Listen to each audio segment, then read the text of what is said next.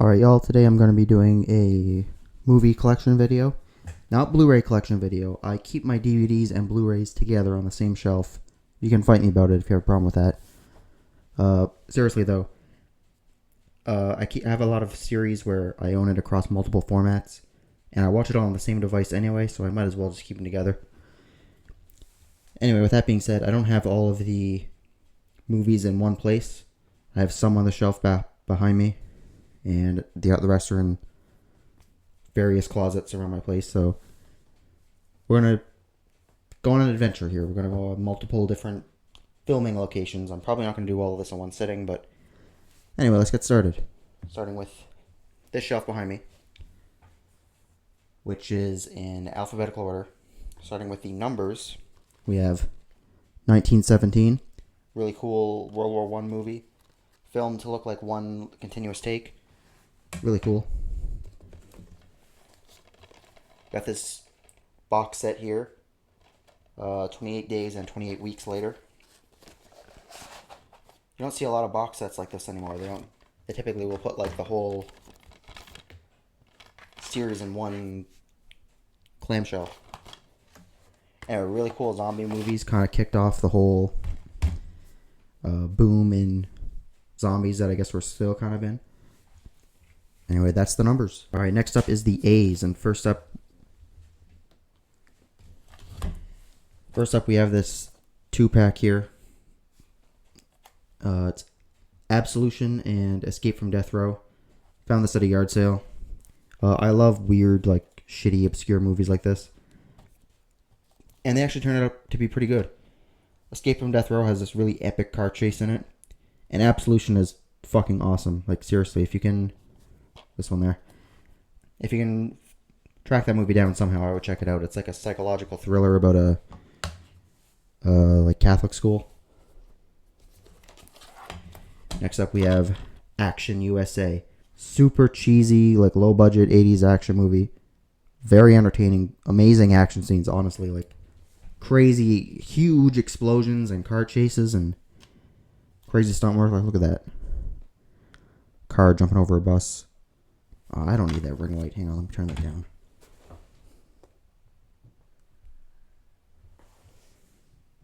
Actually, let me turn that back on. Next up, we have Airplane.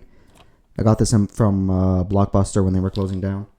It's got that, like, that rough textured plastic that Blockbuster cases had, you know what I mean? Anyway, hilarious classic comedy.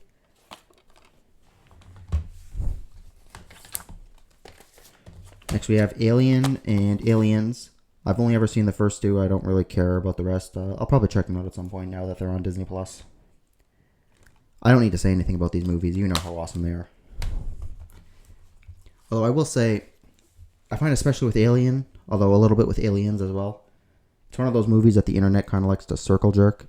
And it's like, okay, like, yes, I know, it's great. I don't need to hear it again. I don't think those people are wrong, to be clear. I do think it's great. I agree with them. And we have Ambulance, Michael Bay's latest movie. A classic, like, throwback 90s action thriller. Like, I miss these types of movies. And I think it's one of his better directed movies as well. It's actually got, like, it's not just big explosions all the time. There's actual, like, suspense in there. Next up, Apocalypse Now, classic Vietnam War movie. This has the Redux, which is like the extended version, and Hearts of Darkness, the documentary. Just skip the the extended version. If you have no other choice, then okay, it's still a good movie, but the extended version is way too fucking long. And all the scenes they added are pointless. Next up, we got Assault on Precinct 13. I'm trying to figure out the angle of how to do this here. It feels weird. Anyway, Assault on Precinct 13, classic John Carpenter movie. I think one of his first movies. Really badass, like, siege movie. These people are trapped inside of an abandoned jail house, and they're being attacked by gangsters. And that's the A's. Alright, now we got the B's. Obviously, they come right after A. Quite a bit bigger than the A's. This is first steelbook of the video. We got Baby Driver. I think this was the first 4-book I ever bought. Did I say first steelbook? No, first 4K. We got some steelbooks coming, unfortunately. You'll see what I mean in a minute. Oh yeah, great movie. I just watched it again like a couple months ago. I think it still holds up. Great action scenes that are like synced up with the music, which is really cool and unique. Although I bought that like before I ever had a 4K player. So I bought that when it came out back in 2017. I didn't get a 4K Blu-ray player until my PS5, which I just bought last year. So 7 years of not being able to watch any 4K movies. Next we have the Batman movies. We start with Batman the movie with Adam West.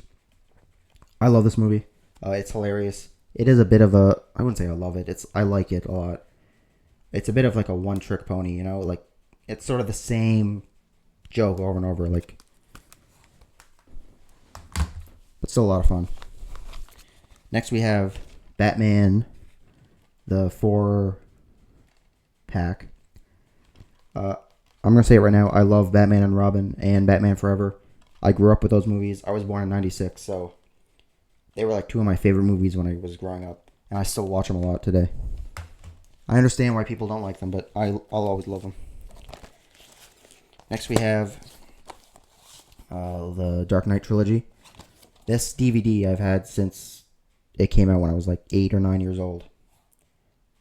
And I still haven't upgraded because I'm a moron. I don't know if I'll ever get rid of this. This was one of the first movies in this collection. So, yeah, it's got sentimental value to me.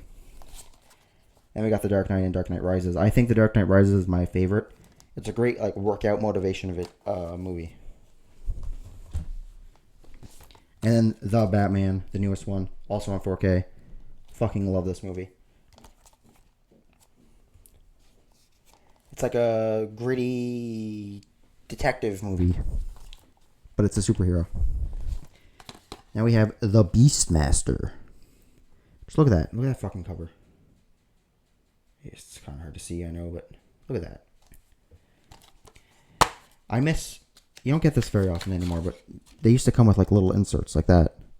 It's like the alternate poster art with like the scene index on the back.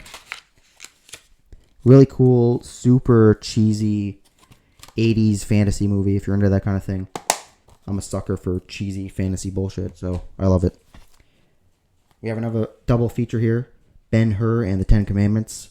I don't know how you can hold so much epic filmmaking in one little clamshell. I just want to like... So whenever I have 2-packs like this, the way I alphabetize it is I put it alphabetically based on whatever movie is on the top, or whichever movie's on the left, if that's the case. So B for Ben-Hur. Plus that's the one I like more. But both great movies if you're into like historical epics and don't mind long movies. And we have Beverly Hills Cop. Hilarious Eddie Murphy comedy. Classic 80s comedy. You know, I grew up with Eddie Murphy from Shrek. Very different from Shrek. Well, not really different style of humor, but a bit more adult. Let's put it that way. Big Trouble in Little China. Another Carpenter movie. Never been one of my favorite John Carpenter movies, but it's a ton of fun. Like, you can't have a bad time when you're watching this movie. We have Black Dog with Patrick Swayze and Randy Travis, of all people. I didn't even know he was an actor, but really cool truck movie. Great stunt work. I don't know, what do you call those big rig trucks? I don't know what the fuck they're called. Now we have Blade 1 and 2. I have Blade Trinity somewhere in one of the closets. Kick-ass movies. I like Blade 2 a little bit more. Blade 1, I always remember liking this movie more than I actually do, if that makes sense. Like, it's a cool movie. It's The action scenes are great, but every time I watch it, my memory of it is always better than actually watching it, if that makes sense. Blade Runner, Final Cut. One of the best looking movies ever made. It's, came out in the early 80s, but it doesn't come off phony at all. It looks like a real future city. It doesn't look like a set. Now we have a Blue Thunder, a cool helicopter action movie with Roy Scheider, where he plays like a LA helicopter cop. Really awesome, like, aerial photography in the end of the movie. Oh, here we go. First Steelbook, The Blues Brothers. This is why I fucking hate Steelbooks. Look at this shit. Look at this. All over the fucking place. It, like, rusts. Maybe that's my fault. Maybe I haven't been taking good enough care of it. I have had it for about 10 years, if not a little longer. But this is awful. Like, I'm embarrassed to own this. But I love this movie. Hilarious, great car stunts, awesome music. Gotta love the Blues Brothers. Okay, now we got a couple of Bruce Lee movies. We got the Bruce Lee Ultimate Collection. It's got Big Boss, Fist of Fury, Way of the Dragon, Game of Death 1 and 2. It's missing Game of Death when I bought it. I bought it at some flea market. It was missing Game of Death, but it had the rest. And I got Game of Death here on Blu-ray, along with Way of the Dragon. The Blu-ray looks barely any better than the DVDs, I have to say. Like, kind of a crappy Blu-ray, but I'm glad it exists just so I can have it. Yeah, kick-ass movies. You gotta love Bruce Lee. I mean, he created the martial arts genre as we know it. And then we have one of his many imitators, Bruce Lee Fights Back from the Grave. I mean, with a title like that, how could he go wrong? It makes it sound like it's going to be like some kind of supernatural thing. It's not really, just literally the opening, cold open, is a shot of Bruce Lee's grave. And then a guy bursts out of it or something. But it has nothing to do with the movie. And we have Butch Cassidy and the Sundance Kid. A great buddy western movie. Hilarious dialogue. Sort of plays on some of the western tropes. Just one of the most entertaining movies you'll ever see. And that's The Bees.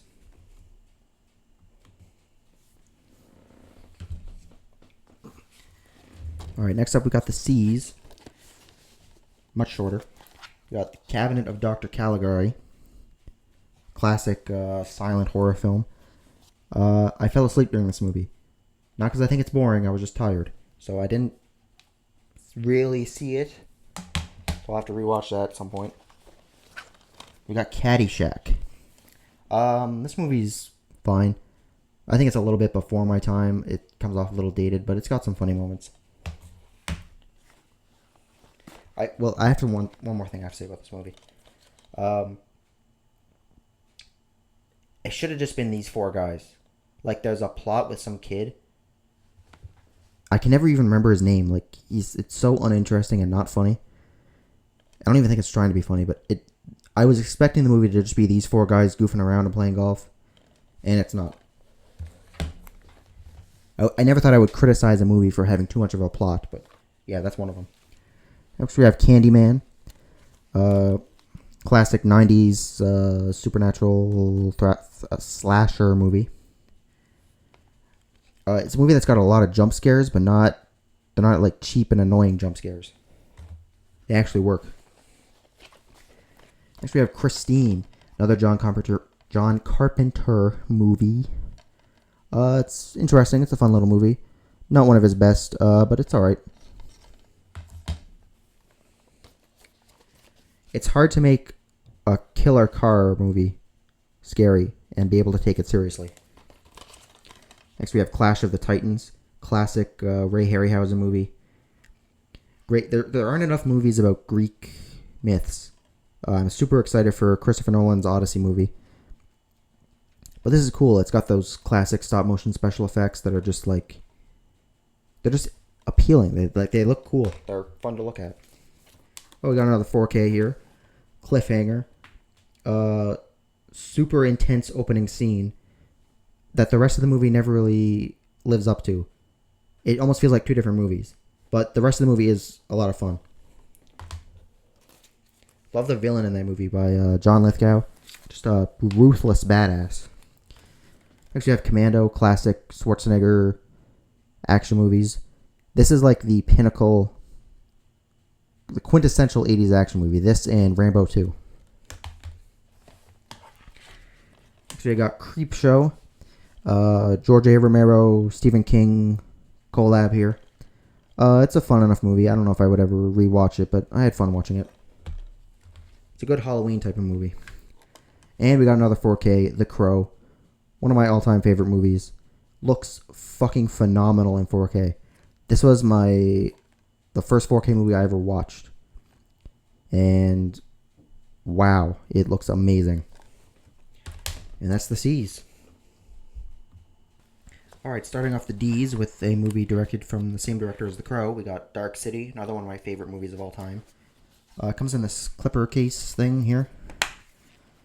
Which a lot of people hate these, but I think these are kind of cool, actually. Yeah, phenomenal movie. I would love to see this on 4K. If it looks even half as good as The Crow. That would be amazing. Next up, we got The Dark Crystal, a Jim Henson movie. Where all the characters are puppets. Cool little fantasy adventure. A little slow and meandering for my taste, but it's an enjoyable movie. Next we have Das Boot, the director's cut or whatever. Yeah, I don't know if director's cut, I guess. A longer version of the movie, basically. About 3.5 hours. It's weird. It like starts off for kind of slow and boring. But I feel like that helps the movie overall. Because by the time you get to the end of it, all that slow, boring, it like really fits the tone they're going for of like what it's really like being in these submarines. Next up, we got Day of the Dead. It's the Anchor Bay release. I found this at a thrift shop, and I feel like this is worth a bit of money. I looked it up. The highest price I saw was like $50, so not a ton of money, but anyway, awesome movie. I haven't seen Dawn of the Dead yet. I've seen Night and this one, and this is awesome. It's a great movie. Like, there's not as much zombie action. It's more about it's almost more like a horror drama about the conflicts between the humans that are stuck in this bunker. Next we have Death Wish. I haven't seen any of the sequels. I imagine I would like those a lot more. This is just way too fucking slow. It takes like an hour into, well, maybe not that long, but like halfway into the movie before he even starts shooting people. And every single shootout is exactly the same. He runs into a guy in an alley who threatens him with a knife. So he pulls out a gun and shoots him, and then he runs away. Like, what the fuck? Next, we got some Die Hard movies here. I like these DVDs because it's almost like he's looking into a mirror. I don't know if that was intentional or not, but you gotta love. These are all absolute fucking banger movies. I even love Die Hard 2. I know a lot of people, that's one of their least favorites, but I love that one as well. To me, summer doesn't start until I watch a Die Hard movie.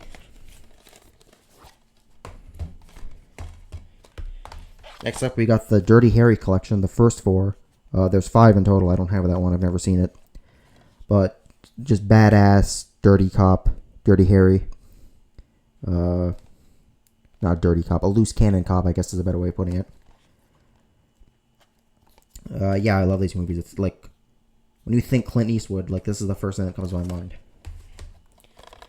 Next, we have District 13. It's a parkour action martial arts movie starring the guy that invented parkour. What's his name?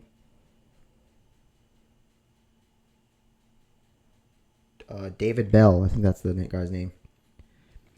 Anyway, the opening action scene is like just the most mind-blowing stunt work, like nothing I've seen like it. Crazy stunts, jumping off of buildings, jumping between buildings, downstairs, all kinds of crazy shit. Next up, we got Dracula, the classic Universal movie.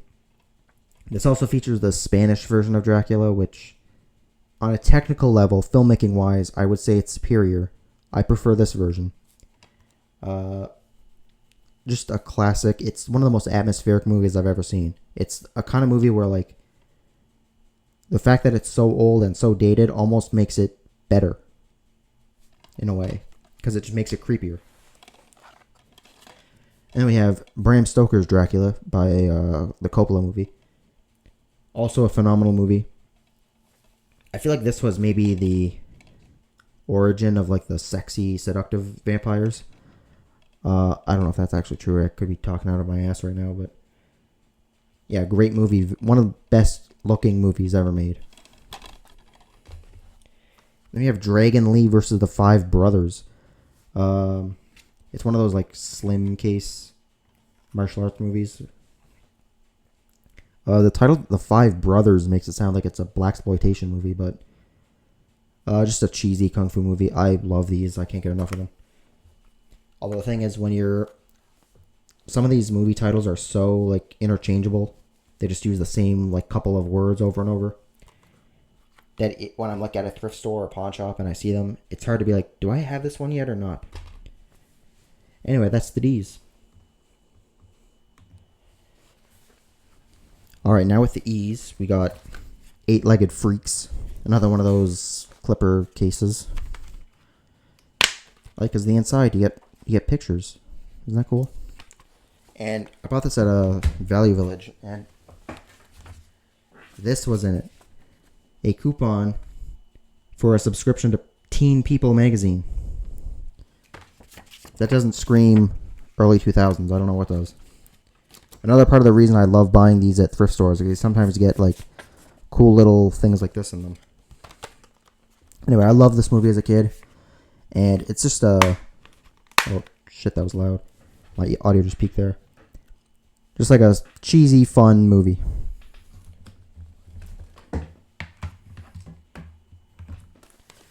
Next up, we got Enter the Dragon, another classic Bruce Lee movie. Not one of my favorite Bruce Lee movies, but it's got some cool moments. All the fight scenes, of course, are great, but everything between that, I'm just... Next up, we got Escape from Alcatraz with Clint Eastwood. Badass movie. I love prison movies. There's just something about them. They're like cozy in a way. I know that sounds kind of fucked up. You would never want to be in a prison, but especially love this one. Just fucking badass. We got Escape from New York. Another movie I bought from the Blockbuster that was closing down. I believe this was the first John Carpenter movie I ever saw. And at the time I was like, what the fuck is this? This is so fucking boring.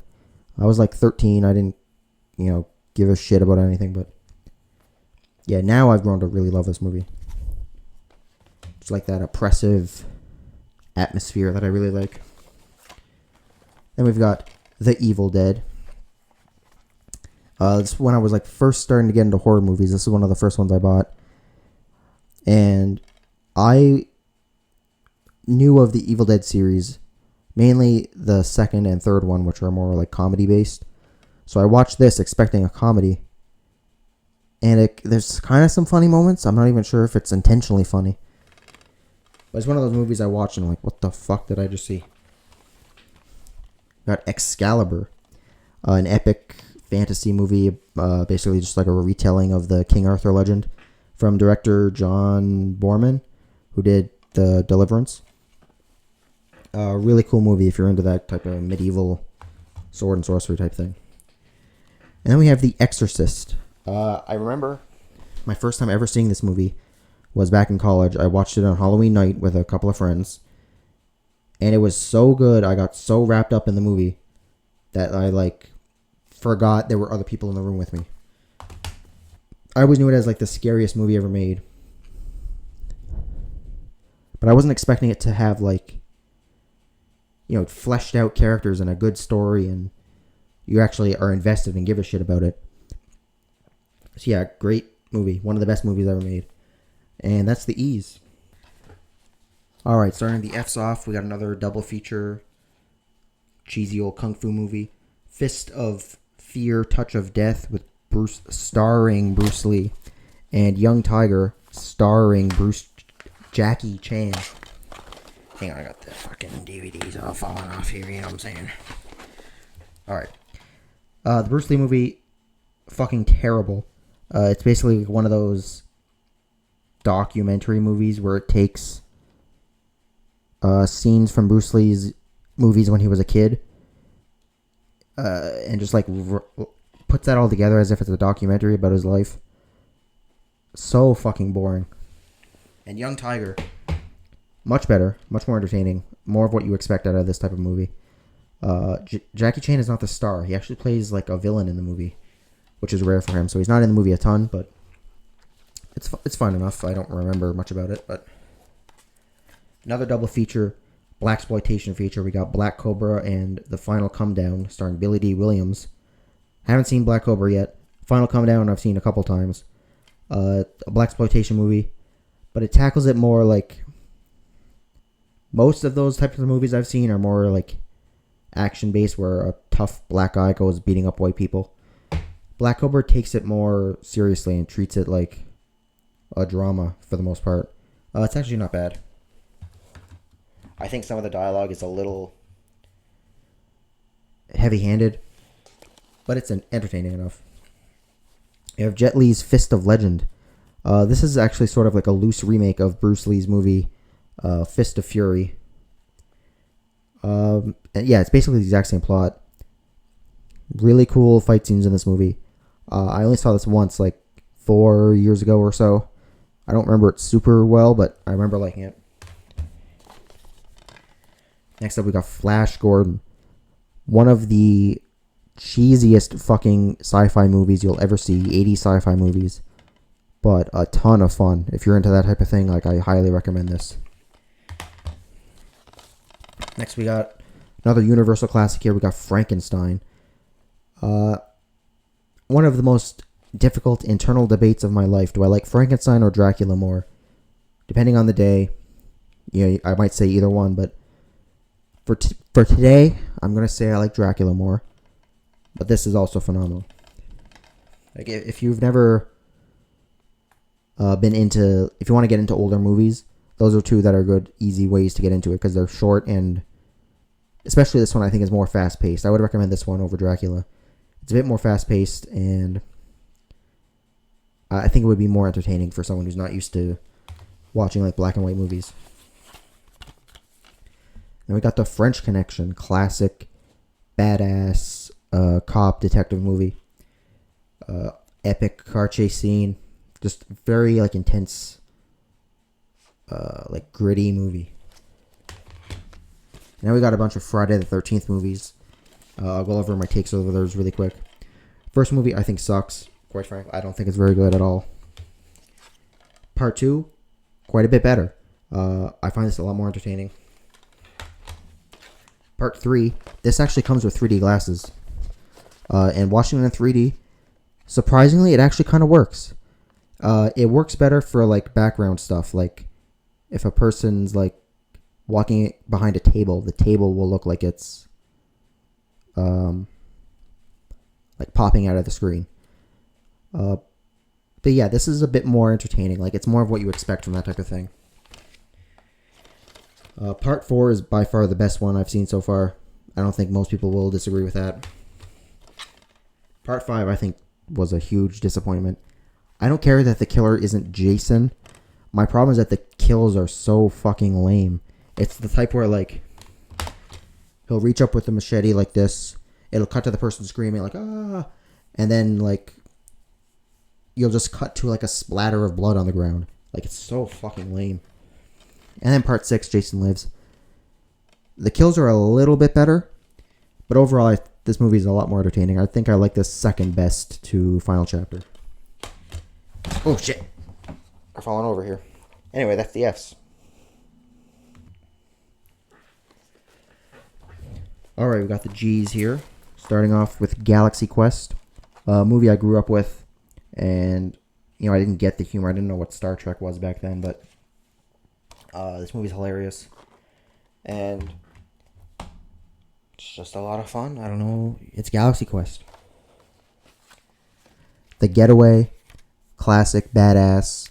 Steve McQueen, cool as always. Another one of these Clipper cases. Just a badass movie.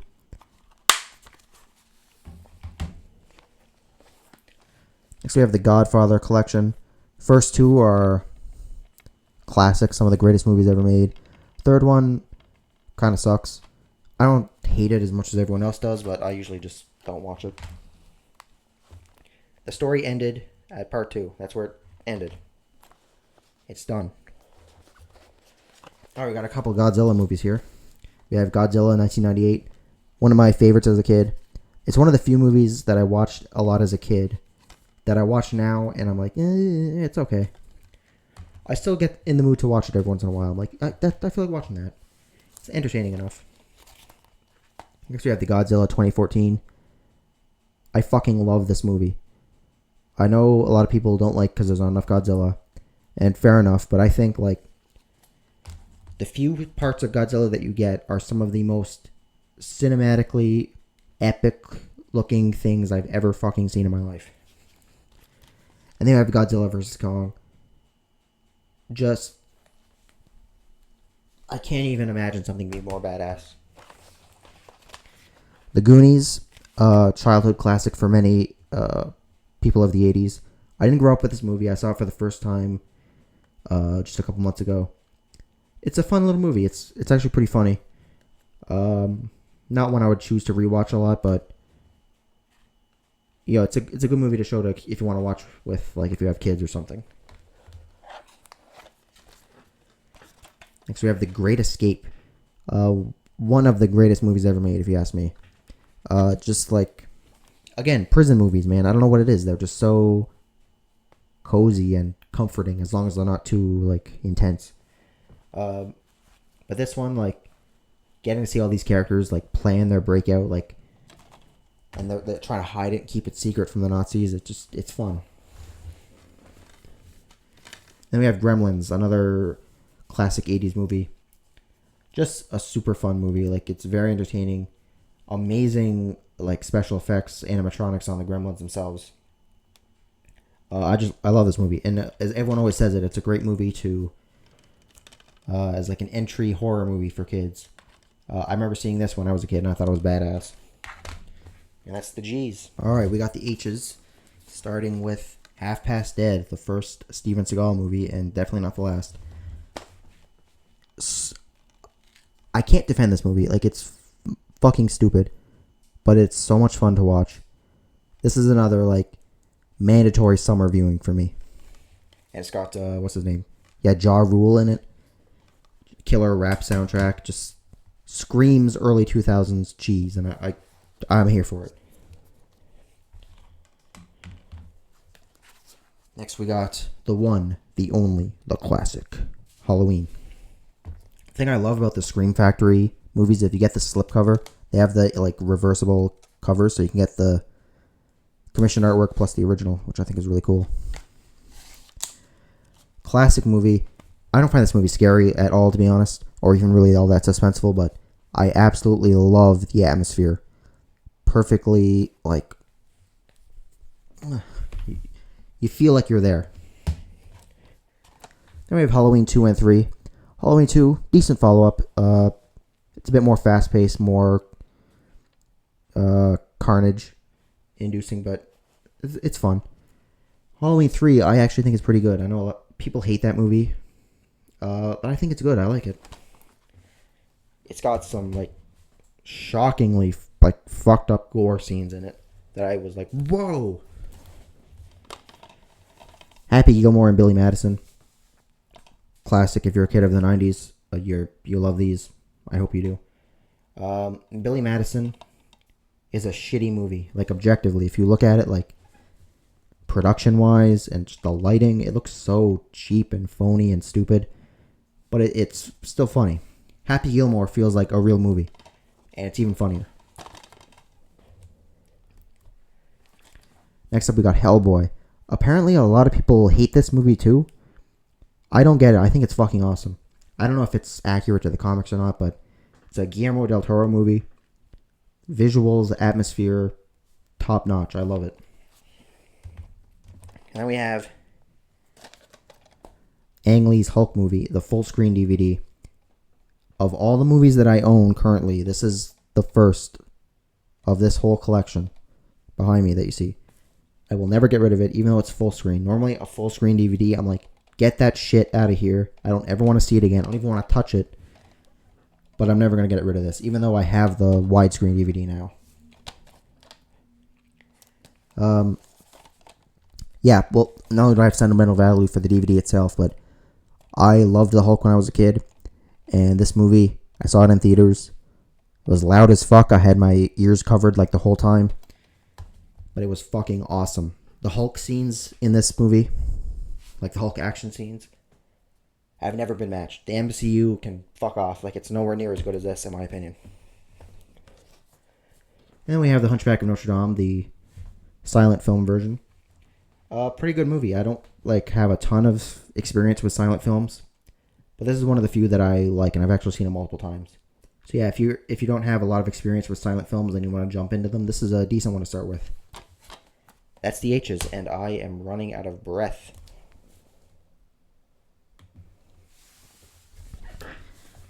Alright, I changed my mic settings to make it a bit louder midway through the video because I am a professional.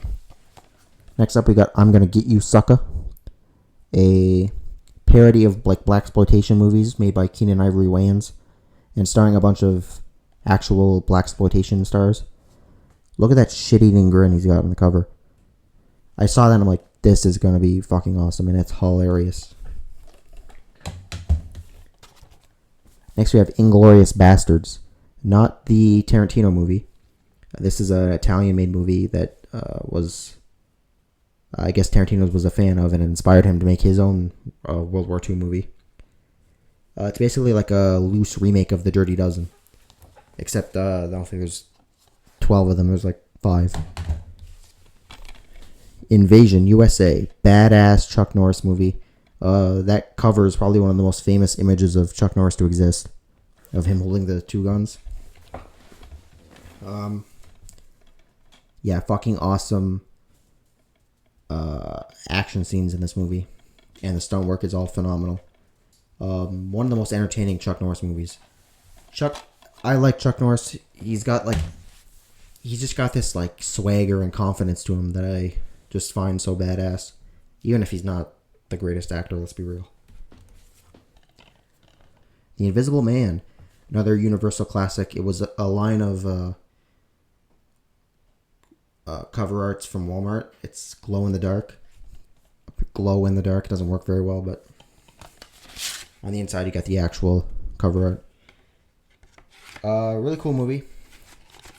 Really groundbreaking special effects for the time, and it's really funny actually.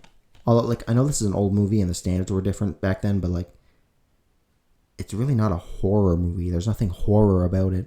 It's more like a science fiction suspense comedy. Iron Phoenix, a shitty, kung fu movie. It says the Wu-Tang Collection up there. And I guess it's a line of movies from the Wu-Tang Clan, the rap group. They released VHSs and DVDs of kung fu movies they were fans of, but they were redubbed and re-edited or something. And I have 2 or 3 of these Wu-Tang DVDs, and each one it features the movie, a music video by either the Wu-Tang Clan or one of their members, and some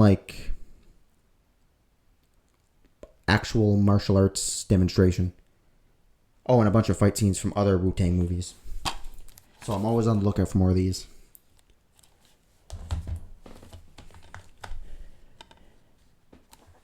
Next up we have The Island, Michael Caine horror movie from the early 80s. Again, I don't know if I would call this a horror movie, but basically he gets stranded on this island of pirates. Not super memorable.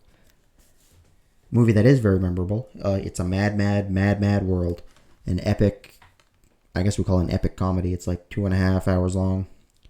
Crazy chase scenes, stunt work, and just hilarious. Basically, a bunch of people on the highway find out about a stash of money that's hidden somewhere, and they're all racing to get it there first. And it's hilarious. Anyway, that's the Eyes. Alright, now we got the J's. These are mostly James Bond movies, so I'll go over them pretty quick. Got Dr. Excuse me. We got Dr. No here. It's like, going back to this, it's really quaint. You know what I mean? It's so weird, like, watching this movie, seeing how, like, huge the franchise... I need to get this on screen here.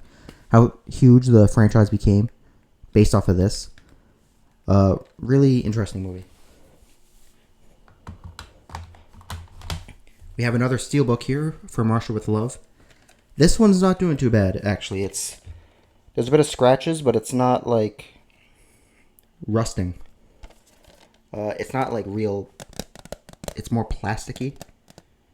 Which I don't mind at all if it makes it last longer. Great movie. One of the better ones. It's more of, like, a Cold War political... Not political, but, like, a spy thriller. Than, like, a straight-up action movie. Goldfinger. This is the classic. This is like really exploded the franchise into what it became. Then we have Thunderball. A bit of diminishing returns here. I really like these, what do they call this? The Ultimate Collection or whatever.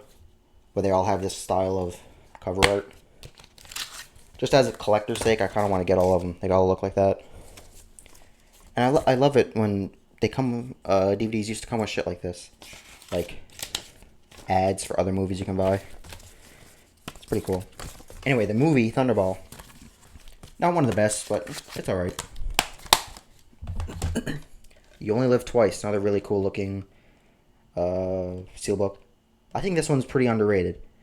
The action scenes are great. It's really fast paced, and it actually has a volcano lair in it. People always talk about Bond villains having a volcano lair. It's that one. On Her Majesty's Secret Service, one of the best in the entire franchise. Definitely my favorite from the 60s anyway. Look at that fucking cover art. That's fucking awesome. Diamonds Are Forever. Really starts to dip in quality here for me. I'm not really a huge fan on that one. Live and Let Die. First one with Roger Moore. Pretty good. Dives into some of the more like blaxploitation elements that were going on at the time. Man with the Golden Gun. I like this one a lot. I think it might even be my favorite. The fuck's this? Roger Moore Bond. Spy Who Loved Me. Another pretty good one. This is like a fan favorite. I've never been huge on it. But it's really good. Moonraker. Another one that's, I think, is a little overhated. It's definitely pretty cheesy when he goes into space, but people act like the whole movie is in space. That's only the ending. For Your Eyes Only. Another pretty underrated one. I think has some great action scenes. There's like a ski chase scene in it that's fucking awesome. Whoa now. Octopussy. Really cheesy. I mean, depending on how you look at it, this might even be the worst in the whole franchise, but I still find it wildly entertaining just because of how cheesy it is. A View to a Kill. I actually think this one's pretty good. It's one of the most hated. In fact, I think on Rotten Tomatoes it is the lowest rated, but I find it fun enough. And that's the last of the Bond movies that I have on this shelf. I have the rest somewhere. Jaws, classic Spielberg movie about a killer shark. I mean, nothing much I can say about that one. It's Jaws. Then we have the John Wick movies here. Fucking love these movies. The first one, when I first saw it, blew my mind. Because, like, the action scenes, they're so unique. Like, there's really no other movie before that looked quite like it. My problem is that after you've seen the sequels, this is, like, crap by comparison. Like, it feels so slow and boring by comparison. Still a good movie. Just, you know, if I'm in the mood for John Wick, I'm going to watch either part 3 or part 4. 2, A Step in the Right Direction.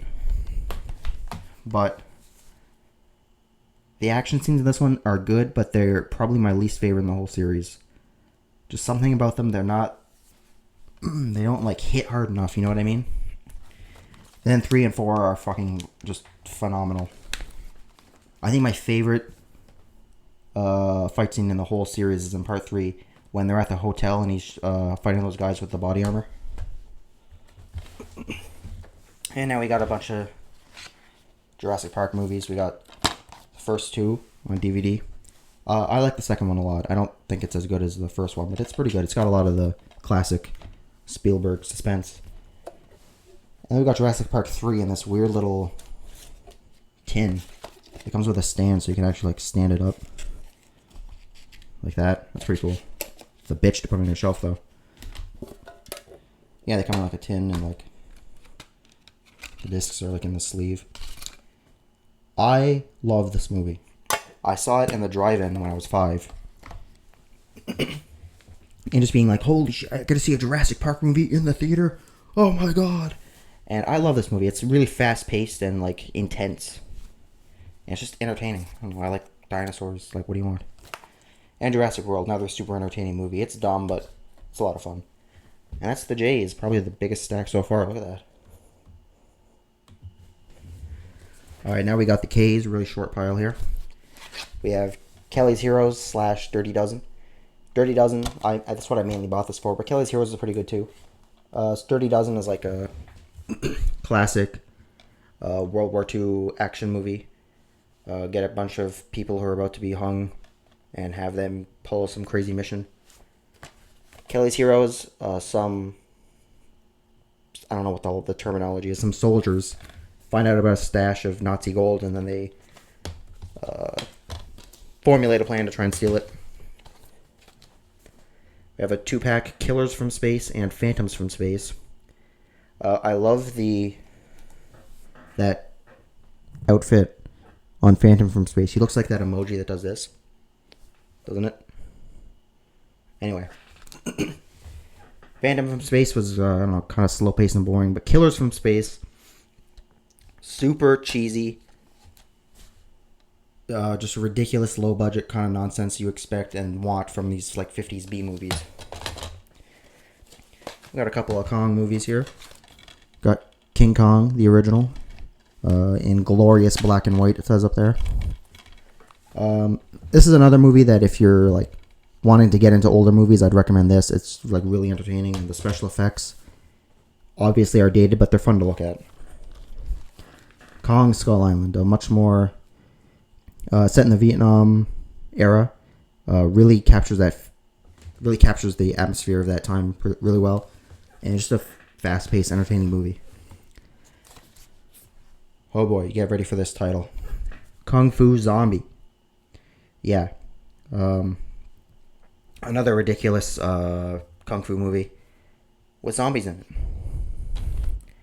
Although they're not really zombies, they're like the Chinese like hopping vampires that do this. You know what I mean? Anyway, that's the case. I just realized if you take the titles, like the first word of the titles of these 2 movies, it goes King Kong Kung. I thought that was funny. Alright, now for the L's, we got Jim Henson's Labyrinth with David Bowie in it. Really fun 80s fantasy movie. Just super entertaining. And also, if you're fans of Trailer Park Boys, Barb from Trailer Park Boys is in this movie. She plays the stepmom. At first, you just hear her voice and like, wait, that voice sounds so familiar. And then you see her and like, oh my god. Last House on the Left. Classic. What's the name? Wes Craven movie. Super fucking brutal, like unflinching movie. If you're into that type of thing, I recommend it. It's one of those movies you can't even believe what you're watching. And it came out in the early 70s. That's crazy. You have Legend of Drunken Master. Probably Jackie Chan's like most famous movie. I would argue it's his best as well. The final fight scene in this movie between that big guy and that does the kicks. Probably one of the greatest fight scenes of all time. Next we have Liar Liar. Another movie I grew up with, loving. Even though I didn't understand what the plot was, I just saw Jim Carrey being crazy. I had no idea he couldn't lie. I didn't realize that was the point of the movie. One time I was at work. I was working in an office, and I saw there was a pen. It was like a blue pen or whatever, and I thought of like the color of the pen that I hold in my hand, like that scene. And then after work, I was at some store, like Walmart or something, and I saw this movie, and I was like, well, I have to buy it. It's a sign. Oh, shit. Next up, Logan's Run, another Clipper case. I'm not going to open all of them, but another Clipper case movie. Cheesy as hell, like 70s sci-fi movie. I'm a sucker for those type of movies. Very entertaining with like wacky special effects and lasers and shit. A lot of fun. Long Legs, another 4K. I only saw 2 movies last year. This and Deadpool and Wolverine. And I go back and forth on which one I like more. Obviously, Deadpool is a more rewatchable movie, but this was just so awesome. If you go into it with a lot of people were sort of disappointed with this movie. Like, I thought it was overhyped. If you go into it with the expectation that you're going to see the scariest movie ever made, then yeah, you're going to be disappointed. But don't go into it that way. Think of it like it's like a 90s serial killer mystery movie, like Silence of the Lambs or Seven. If you go into it with that expectation, I think you'll like it a lot more. We got some Lord of the Rings movies here. Man, let me just move this so it's facing me better. That's better, okay. So we got Lord of the Rings, the animated movie from the 70s, which I'm sure a lot of people don't even know about. It's kind of amazing. This movie's like oh my god, that keeps peaking my audio when I close them. This movie is like under 2.5 hours, and it manages to adapt Fellowship and Two Towers pretty well. I don't feel like there's a lot of important stuff missing. It's not like incoherent. You can follow it, and it's really well made, like all things considered. If you're like a big Lord of the Rings fan, I definitely recommend checking this out. It's a fun watch, but nowhere near as good as these bad boys here. Lord of the Rings extended trilogy on 4K. It also features the theatrical versions. I watched the extended versions for the first time just last month. They're a bit long. I don't like the pacing very much, but I do like a lot of the stuff that was added. It would be interesting if there was like... I wish there was a way with these extended editions that you could like pick and choose which scenes you want to add. Because some I don't think are necessary and just draw out the length. But some I think are kind of cool. But anyway, yeah. Phenomenal quality on 4K. And it means Lord of the Rings. What can I say? Anyway, that's the L's. Alright, here's the M's. I finally moved my camera over, my webcam over, so now I can just hold them up like this. Mad Max, the original. Less... I don't really know what to say about this movie. I do like it, but it's not like the action... It's so different from the sequels. It almost feels like a different franchise. This, however, Road Warrior, this is like... This is the start of what you think of as Mad Max.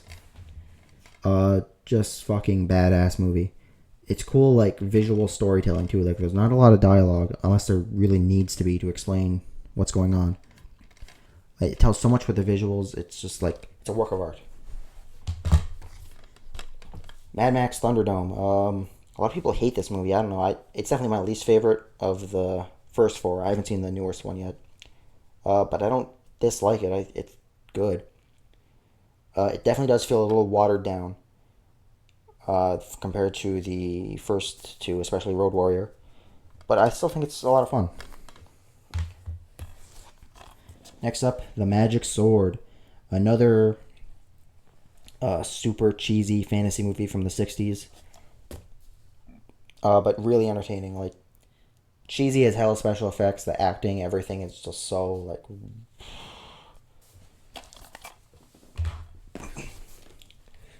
Next up, we got this box set of the Magnificent Seven movies, the originals. The first one, pretty good. The sequels are pretty forgettable, except for the fourth one.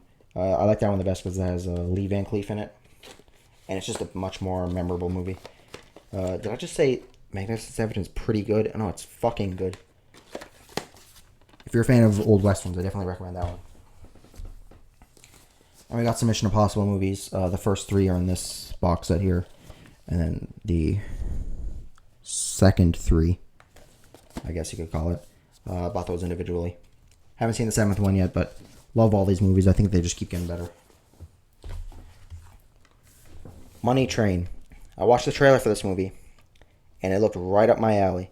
It's like a buddy cop, train, heist, action, comedy movie. I was like, yes, please. So I got it. Man, this movie fucking sucks. It's basically like a romance. It's like a love triangle between these three here.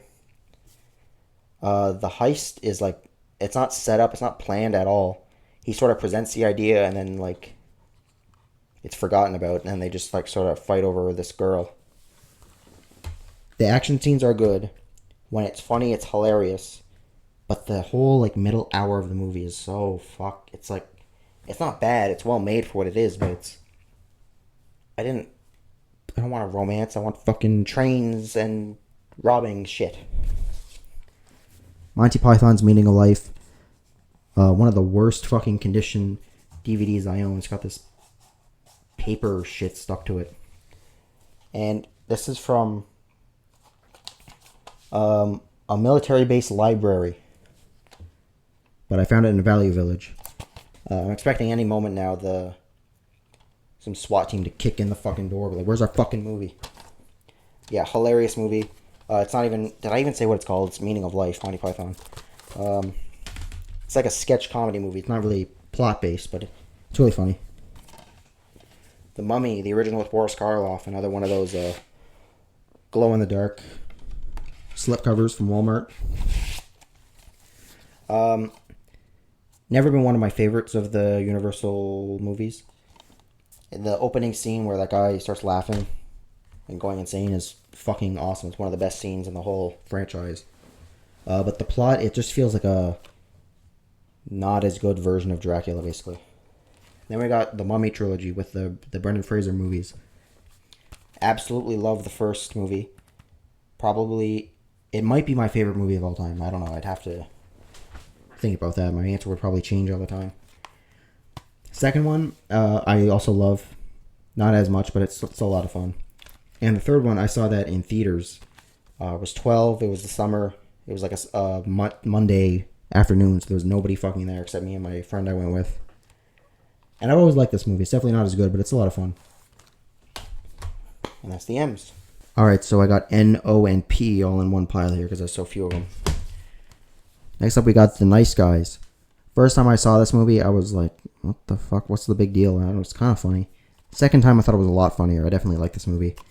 It's another one of those, like, internet circle jerk movies that they like to fucking... People like to blow their load all over, but... Again, I don't think they're wrong. It's just like, okay, I understand. You like it. Tone it down a little.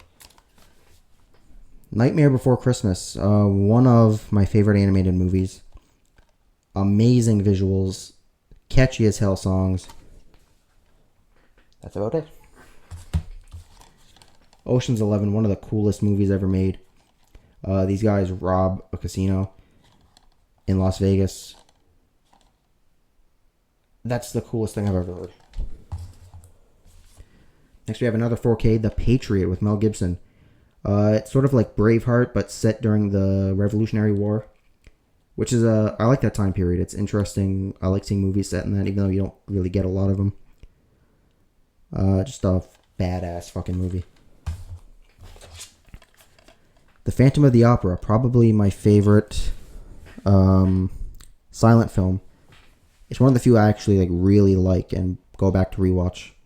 It flies by, like it feels so much shorter than it actually is. if I was to recommend a silent film to anyone, it would be this one. And it also comes with this cool poster here. Check that out. I haven't hung it up yet, obviously, or else it wouldn't be in the case. And then, it pains me to even look at this Psycho steelbook. I'm doing this about the steelbook, not the movie itself. Horrible. Again, maybe that's my fault. In fact, it probably is.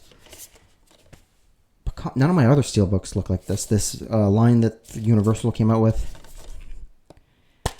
Yeah, the first Hitchcock movie I ever saw. It's Psycho. What can I say? It's awesome. And that's those 3 letters.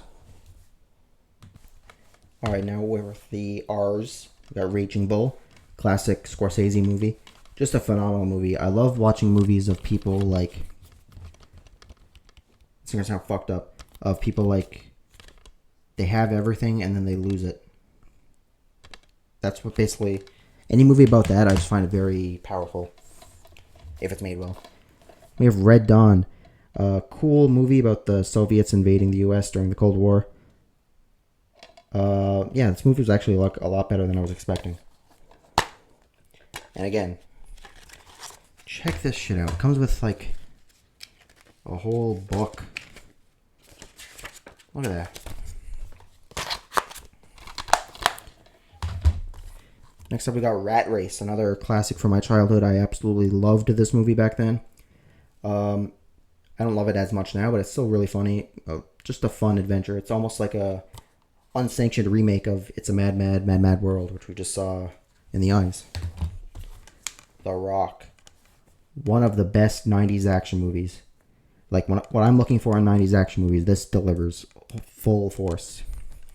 And one of probably my favorite Michael Bay movie as well. Then we have Rocky. I've only ever seen the first Rocky. And it's, again, in this like weird thin case. It must have been like a box set. Because I bought this at a pawn shop. So it must have been a box set of all of them. Yeah, just a great classic movie. Can't really say much more about it. Another 2-pack of Jet Li. We got Romeo Must Die and Cradle to the Grave. Romeo Must Die is it's a fun movie, but that side is too scratched. It's a 2-sided disc. And that side is too scratched, so it would start skipping and freezing.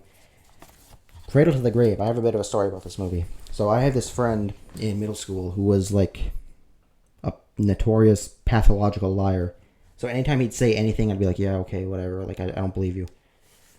So he was telling me about this movie called Cradle to the Grave with Jet Li and DMX. And already I'm like, that's fucking made up. There's no way that exists. And he's talking about there's this ATV chase scene in the movie. And that after the chase ends, someone on the news is reporting saying it's the most extreme chase we've ever seen. I said, what the fuck are you talking about? Well, who would say that such a thing on the news? So anyway, like a couple of years later, I saw it on TV and I'm like, oh my god, it's real? Like, it's a real movie? He wasn't bullshitting me? And I, like, it was on TV, so I started watching it, and it looked like some cheap, low-budget, like, made-for-TV movie, so I was like, okay, fuck this. Because back then I actually, like, gave a shit. Now if it looks cheap, I'm like, awesome.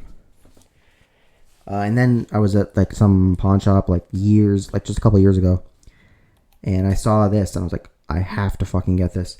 And I watched it with a friend of mine, my roommate at the time, and the ATV chase started, and I was like, oh my god, it's real, he wasn't lying. And it was fucking awesome. And there is actually a scene later where the newscaster is reporting on the scene saying it's the most extreme chase ever. I fucking love that movie.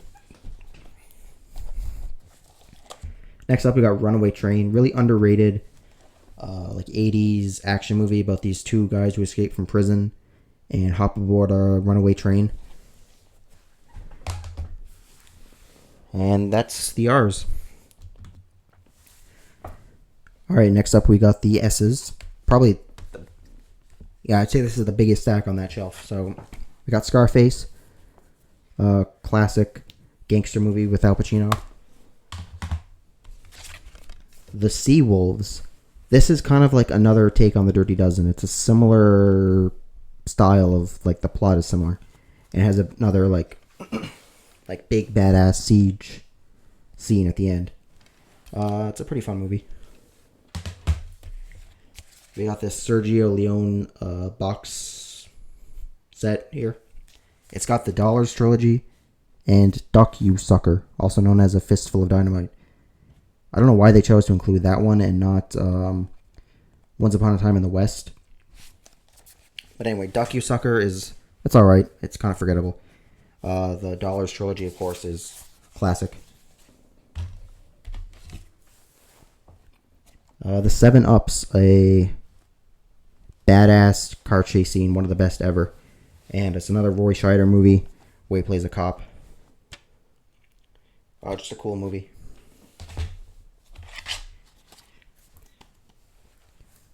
Alright, next up we got Shaolin Wooden Men, some obscure Jackie Chan movie. It's Jackie Chan, what can you say? You know it's good. Silverado, a Western movie with an ensemble cast. A lot of fun. I'd say it's like a little too long, but still a lot of fun. Great action in it. And Kevin Costner, I like Kevin Costner as an actor, but he can be a little dull at times. He's much more lively in this movie than he usually is. Slaughter's Big Ripoff, starring Jim Brown. So this is a sequel to another blaxploitation movie called Slaughter, which I haven't seen. But, you know, I love these types of movies. Just watching them kick ass, being a tough guy. Just a lot of fun. Sleeping Beauty, classic Disney animated movie. This was always one of my favorites as a kid. Watching it now, I realize, like, plot-wise, it really doesn't have much going for it, but just entertaining. Take a drink every time I say that word. Smokey and the Bandits trilogy here. First movie I absolutely love. Second movie, and the third movie is terrible, but still kind of fun. We have a double feature here, Laser Mission with Brandon Lee and Snake and Crane's Secret. I haven't seen Laser Mission yet, but Snake and Crane's Secret was a movie. Just another one of those martial arts movies. I love watching them, but, you know, they kind of blend together, admittedly. Snake Fist of Buddhist Dragon. Another one of those Wu-Tang Clan movies. Movie-wise, I definitely like this better than Iron Phoenix, the other one we saw. I don't remember anything about it. I just remember liking it more. Snow White and the Seven Dwarfs. Probably my favorite traditionally animated movie ever. So, like, not including stop motion or CG or any of that. Hand-drawn, traditional animation, this is probably my favorite. Or it's up there anyway. And next up, we got a couple of Spider-Man movies here. We got the first two Sam Raimi movies. Saw this movie in theaters at age 5. And if I had to rate everything that's ever happened to me, based on how big of a deal it was to me at the time, seeing this movie in the theater at age 5 was probably the greatest moment of my life. Also, it's another one of these, but it's got an insert with the scene index. Yeah, this movie, like, defined my childhood. It's probably, in terms of, like, sentimental value, it's probably my favorite movie of all time.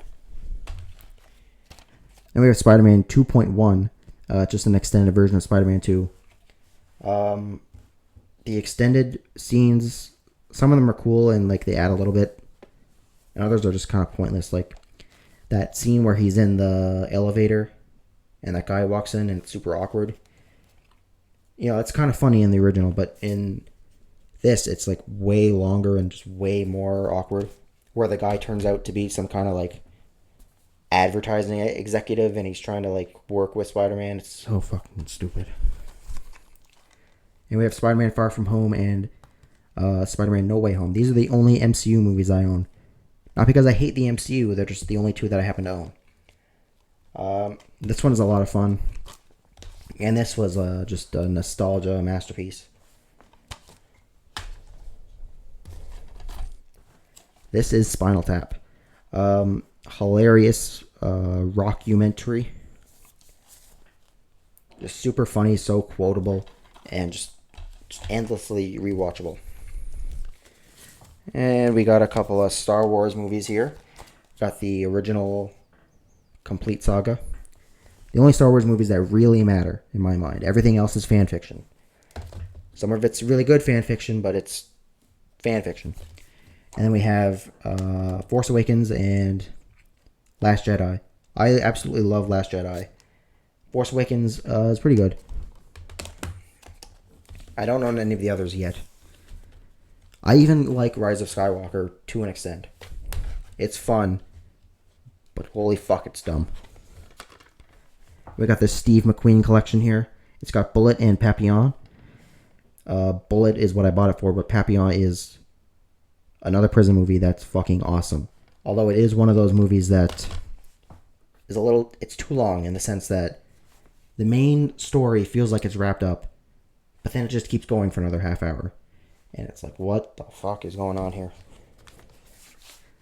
We got this Steven Seagal collection here. It's got Hard to Kill, Exit Wounds, On Deadly Ground, and Out for Justice.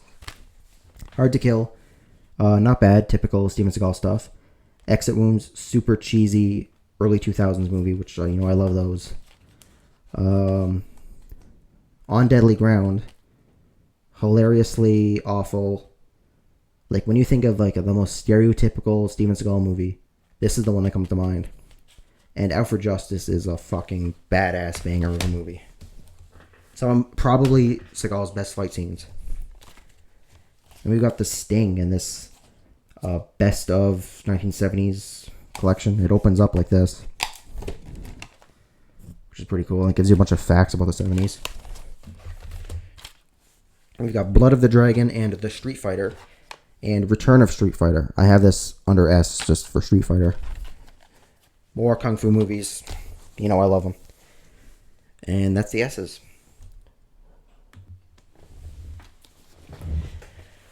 Alright, now we got the T's. We got the first Terminator. Hot take, I think this is my favorite. I think I like it more than 2. It's just every time I watch it, I'm blown away by how suspenseful it is, just how well written it is. It's so efficient. Like, no scene is wasted. Everything feels important. We got the Texas Chainsaw Massacre. Saw this for the first time last year. Or it was December 2023, so I guess 2 years ago, technically. Blew me away. Fucking phenomenal. I'm sounding like a total douchebag, but an experience of a movie. The Thing. Classic John Carpenter horror film, one of the best ever made. To Live and Die in L.A. It's by John Frankenheimer, is that his name? No, William Friedkin, I'm sorry. He also directed The French Connection. This is sort of like the West Coast version of French Connection set in the 80s. If you like that movie, you'll love this. I think this is even better. Treasure of the Sierra Madre, another classic old movie, black and white. If you've never watched an old movie, this is a highly recommended one. Fucking awesome. It's about these guys who go in the mountains looking for gold, and then they start to turn on each other. Tron, the classic, it says right there. Fun movie. Really advanced special effects for the time, although they're obviously cheesy and dated now, but they're still fun.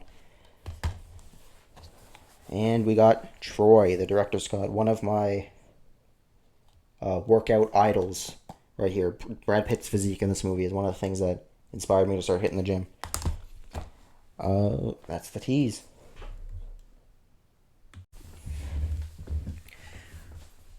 Alright, so next up is U through Y. I don't have any Z's. There's not enough here to justify individual letters, so fuck it. We have The Untouchables. Badass movie. Kevin Costner, Robert De Niro, Sean Connery. Just a fucking badass, prohibition gangster movie. Van Helsing. Oh, hang on, let me turn that back on. Van Helsing. People fucking hate this movie. and I don't get it. I love this movie. I think it's so much fun. It's from the same director as the original Mummy, and people like that movie, so I figured, oh, you must like this as well. No, people hate it. I don't get it. I watch that movie like once a year. The Warriors, gritty, badass, I guess you could call it a gangster movie. I don't even know how to describe this. It's like these like colorful, over-the-top gangs in New York. And the Warriors are one of the gangs that get accused of killing another gang's leader, and they have to make it back home. Wayne's World 1 and 2. Love these movies. Just like a time capsule of the early 90s, basically. Sometimes I even think Wayne's World 2 is a little bit funnier. Weird TV. So this is a... I guess it's like a greatest hits of a TV show called Weird TV that basically shows like weird festivals and gatherings and just like weird, like the one is like an annual turkey call competition where people try to imitate a turkey. One guy, instead of a seeing eye dog, he has a seeing eye pony, that kind of thing. The Wild Bunch, classic Western. If you like Red Dead Redemption, this is almost like Red Dead Redemption, the movie. Like, the plot is very similar about a aging group of outlaws who try to pull off one last score. Willow, classic fantasy movie from the 80s with Val Kilmer and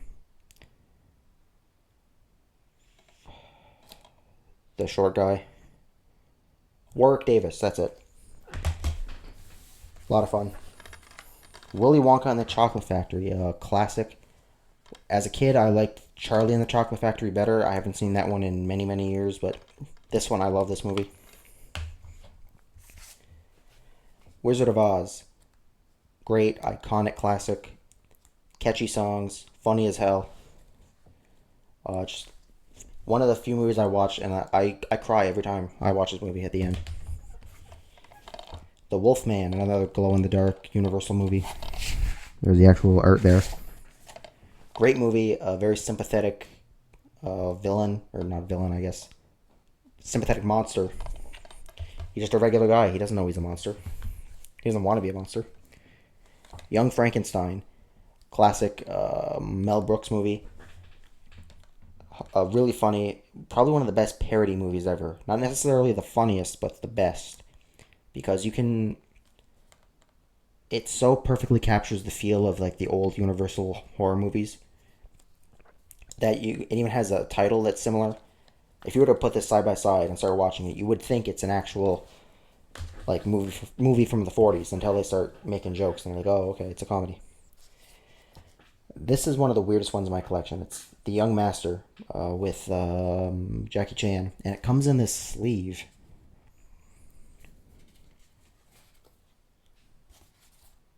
Which is with like other movies that they sell. And I don't know if it'll come through on the camera or not, but that looks like a PS1 graphic. And I've tried looking at this many times, being like, maybe if I like squint or like close one eye, it'll start to look like a real person. But no, this looks like some CGI model. I don't know where they got this, but I hate it. It's freaking me out. Anyway, it's a Jackie Chan movie. It's a lot of fun. That's the last of the movies that I have sorted by letter, but I have a couple more there, so we're going to look at those. Okay, next up is all the movies I have where I don't really know where to put them alphabetically. They're all like compilations, so I just put them under the number of movies that are in them. So this is a 4 sci-fi feature. It's got Flash Gordon, which we've already seen, The Last Starfighter, Battlestar Galactica, and Dune, David Lynch's Dune. Last Starfighter, really cheesy 80s sci-fi movie, a lot of fun. Battlestar Galactica is it's like the pilot. It's the first 3 episodes of the TV series from the 70s just rolled together into a movie. It starts off fucking awesome, and then the third episode it just deviates and it turns into like an episode of the week thing. It's like, this should not have been included as part of this movie. And then we have Dune. I like it. Yeah, that's all I have to say about that one. The Fastest Guns of the West, 8 film. They're westerns, all directed by William Castle. Yeah, I like old westerns. They're sort of comfort movies to me. I can put them on and just like lay down in a blanket and be like, Got 10 more westerns here. My favorite in here by far is this one up here, the When the Dolphins Rode. Really cool movie. Like, fucking awesome stunt work for such an old movie, and it's really funny too. And The Spoilers, a John Wayne movie where he does blackface for one scene and it's really uncomfortable, but then there's a fucking epic fight scene at the end. And we have this bad boy, 16 movies, horror classics. Classics. Comes in 4 sets with 4 each. Just like the shittiest bottom of the barrel, like old horror movies you'll ever find. Like The Beast of Yucca Flats, for example, one of the worst movies ever made. There's some decent ones. Giant from the Unknown. It's like a typical 50s B movie. It's actually pretty fun. Oh, and there's one called Bela Lugosi Meets a Brooklyn Gorilla, a.k.a. The Boys from Brooklyn, which is fucking terrible. Oh, and The Screaming Skull. I love The Screaming Skull. It's like a fun, cheesy, dumb movie. Anyway, that's those. One more section to go. Alright, now we have this section here. I peeped these by themselves. They're from... It's a line called Alpha Video. I don't know if that's... I don't know, glare on that. Probably can't see that. It's from oldies.com. And they sell all this line of DVDs that are like rare, hard to find, obscure movies. And that's, the kind of thing I'm into. So I buy a lot of those, and I have them. I keep them all together just because I think they look nice together. And we're going to check those out. We got this Bruceploitation double feature. The Real Bruce Lee and The Image of Bruce Lee. The Real Bruce Lee is another one of those crappy, like, pseudo-documentaries where the first half is, like, clips from old movies when he was a kid. And then the second half actually becomes a real movie. Next we have Cold-Blooded Classics. That's what it says up there. Kill Castro and Murder Once Removed. Kill Castro was boring as fuck.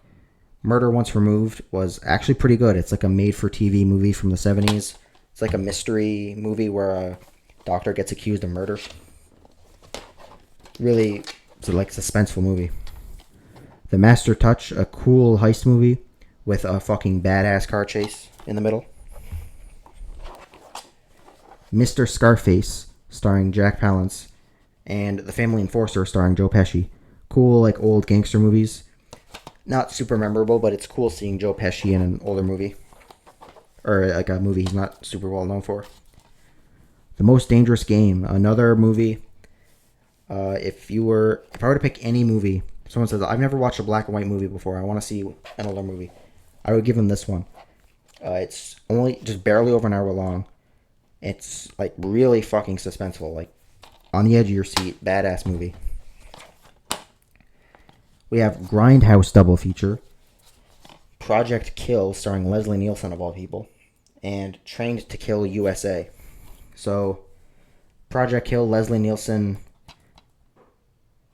I don't remember the plot. He kills people. And then... Trained to Kill USA. A Vietnam veteran comes home from the war.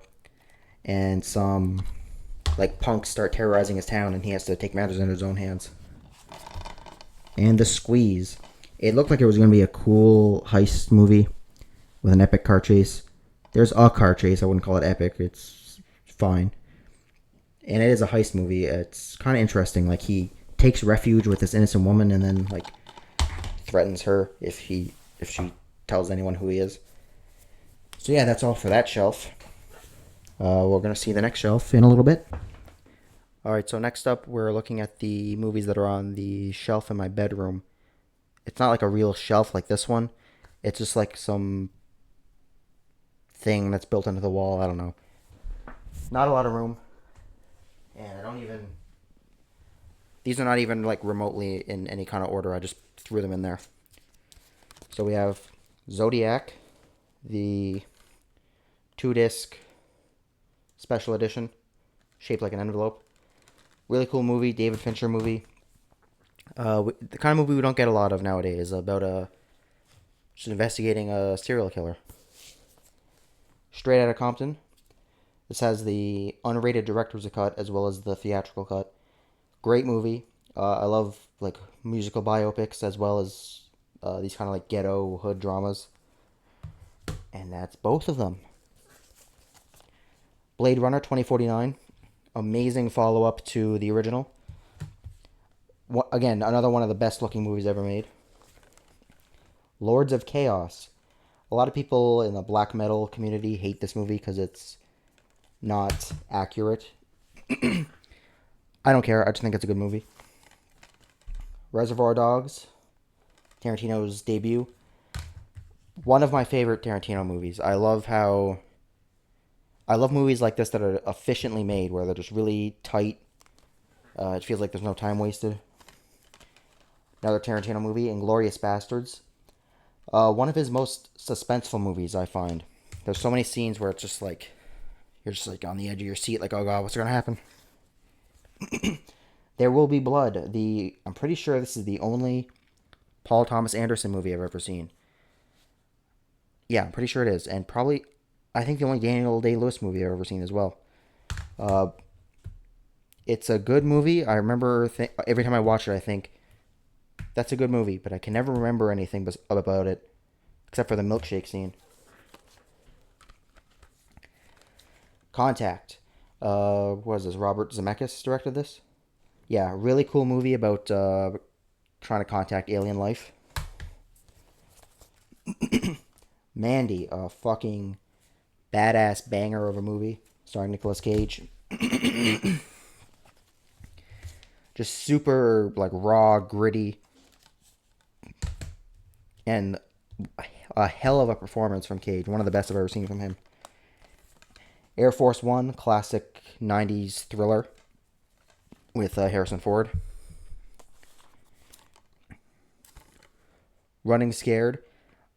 Not the most popular movie, but this movie is insane. Like, you gotta check this movie out. If you love action movies, like intense, crazy movies, check this out. It's got Paul Walker in it, and this was the first movie I ever saw Vera Farmiga in, and she is hot as fuck in this movie. You get to see her ass too. Fatal Attraction. I watched this movie for the first time back in, I think it was in high school, and I didn't know what it was about, but I had heard of it, and I knew it was popular. And wow, like, this is one of those movies where if you go into it knowing absolutely nothing, it's crazy. White Men Can't Jump. Hilarious comedy from the early 90s. Based on that title, you'd think it would be like a super cheesy, dumb comedy, but it's really not. It's got like some more like dramatic elements to it as well.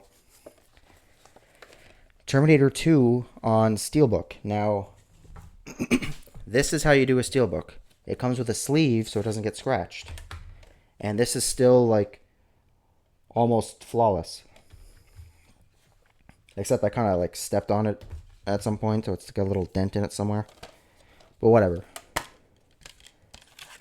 Comes with this little card, which seems kind of pointless. Oh, it's got the digital copy on there. Okay. It's the extended director's cut or whatever. This is the thing I hate when movies do, where they release a director's... They release a movie on Blu-ray with the director's cut or extended version, and they don't give you the option to choose to watch the shorter version, because sometimes that one's better. I'm not saying it's necessarily better for this movie, but Goodfellas. I'm trying to find a good placement for this mic. Goodfellas. I first watched this movie back in college, but that was when I was really starting to get into movies, and I didn't get it at first. I was like, what the fuck? What the hell just happened? What did I just watch? But then when I watched it the second time, I was like, oh, You're an idiot. This movie's awesome. Braveheart. Classic movie. I have to say, I'm not as high on this movie as everyone else. I love the first act and the ending. Everything in the middle kind of drags for me. We've got Logan. Actually, we got a couple X-Men movies here. Might as well show them all at once. Got Logan. Hugh Jackman's epic finale, or at least we thought it was at the time. Great emotional movie. And you finally get to see, this was our first time seeing Wolverine like truly unleashed. X-Men Days of Future Past, the Road Cut. Look at that, you can open it up. It's got all the characters in there. I remember I already had the theatrical version on DVD or on Blu-ray. And then I saw ads for this saying that it was a completely different version of the movie. And it's really not. There's some extra scenes and they add Rogue into it, but the plot is still the same. Everything else is the same. And then we have X-Men 2 and 3. Two of the greatest comic book movies ever made, in my opinion. 2 especially, but I think X-Men 1, it's definitely dated. I can see why someone watching this today wouldn't really be completely enthusiastic about it, but it kind of takes me back to that simpler time of when comic book movies didn't have to be huge spectacles. It was more of like a smaller scale movie, and I kind of like that. We got this Jet Li double feature with Fearless and Unleashed. Fearless, I've seen it like twice, and I don't really remember it very well. It has great action scenes in like the first half of the movie, and then the second half is all just talking. And Unleashed, killer badass action scenes, super brutal. Just a badass movie. I think it was the first Jet Li movie I ever saw as well. Alright, so that's it for that stack. Alright, next up we've got Avatar, this big fucking badass box set. It's got 3 different versions of the movie. I saw it in theaters back in the day, thought it was amazing. Yeah, like the story isn't super original, but who cares? It's fun to watch. San Andreas, a earthquake movie starring The Rock. Ha, Earthquake starring The Rock. Haha. The Hateful Eight, Tarantino movie. I really liked it when I saw it, but I haven't seen it like pretty much since it came out. The slip cover on this one feels really nice. It's got almost like a, I don't know, like a leathery feel to it. I don't know. Space Jam, classic of my childhood. It's a dumb movie, but I have fun watching it. Napoleon Dynamite, 10 Sweet Years. Blu-ray, comes with liger fur. It comes in this like little slipcover with, there's the Blu-rays in there. That's kind of neat. I hate fucking boxes like this. I don't mind, I like the design of it, but like, it always gets fucking stuck on the little tab in there. There we go. Rise of the Planet of the Apes. I remember when this movie first came out, I was like, what are we doing here? I thought for sure this movie was going to suck, and it got really good reviews. So, joke's on me. Fast and Furious 1 and 2. I remember when the first movie came out, it was just like a typical street racer movie, like nothing too special, and never would I have imagined it would turn into this massive franchise that it is now. Pineapple Express, I saw this when I was in middle school. I thought it was the funniest thing I'd ever seen in my life. I like it now. I still like it now. It's still funny, but it's not like hilarious. Dunkirk, cool World War II movie. Really focuses on like authenticity. Just like a really cool, again, he sounds like a douchebag, but an experience of a movie. RoboCop, awesome 80s sci-fi action movie about a man who's half man, half machine, all cop. We got Shrek 2. I always thought Shrek 1 was a little overrated. Even when it came out when I was like 5, I was like, this movie's fine. I wasn't like super in love with it. Shrek 2 is hilarious. This is the shit right here. We have The World Is Not Enough, one of the Pierce Brosnan movies that everyone kind of forgets exists. It's alright. Not super memorable. Pulp Fiction, iconic, legendary Tarantino movie. Changed the face of cinema as we know it. I don't know how. I've heard people say that, so I'm just repeating it. Under Siege 1 and 2. Under Siege, arguably Seagal's best movie. Some people would call it his only good movie.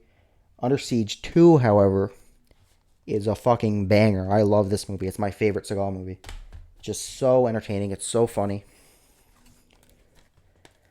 We have Walk Hard, the Dewey Cox story. This is it has the extended version in it, which I think is a little too long. Like, the stuff they added isn't really all that funny. I think this movie's hilarious. I've always thought it was funny. Probably my favorite John C. Reilly movie. Oh, we got a bunch more X-Men movies. We got the Wolverine. It's okay. If I were to like rank all the X-Men movies, this would probably be like smack dab right in the middle. X-Men First Class are really cool. Gets like a 60s spy aesthetic to the X-Men universe. X-Men Origins Wolverine. I saw this in theaters when I was 13, and I thought it was fucking cool as hell. And I still have a lot of fun with this movie. It's a guilty pleasure of mine. I totally get why people hate it and think it's the worst fucking thing ever. I have a lot of fun with it. And then we have X-Men 3. Again, this came out when I was 10, and I loved it then, and I still like it a lot now. I can see the problems with it, but to me it's just entertaining. It's got good old school mutant action. That's what I'm looking for. And that's it for that stat. Alright, next up we've got Beer Fest. Movie came out, I watched it, I was way too fucking young to watch it, but I've always loved this movie. I think it's hilarious, endlessly quotable to me. Die Another Day, probably the so bad it's good of the James Bond movies. Totally ridiculous, over the top, but it's a lot of fun. Misery, one of the best Stephen King adaptations. Like, total white knuckle, like, suspense movie.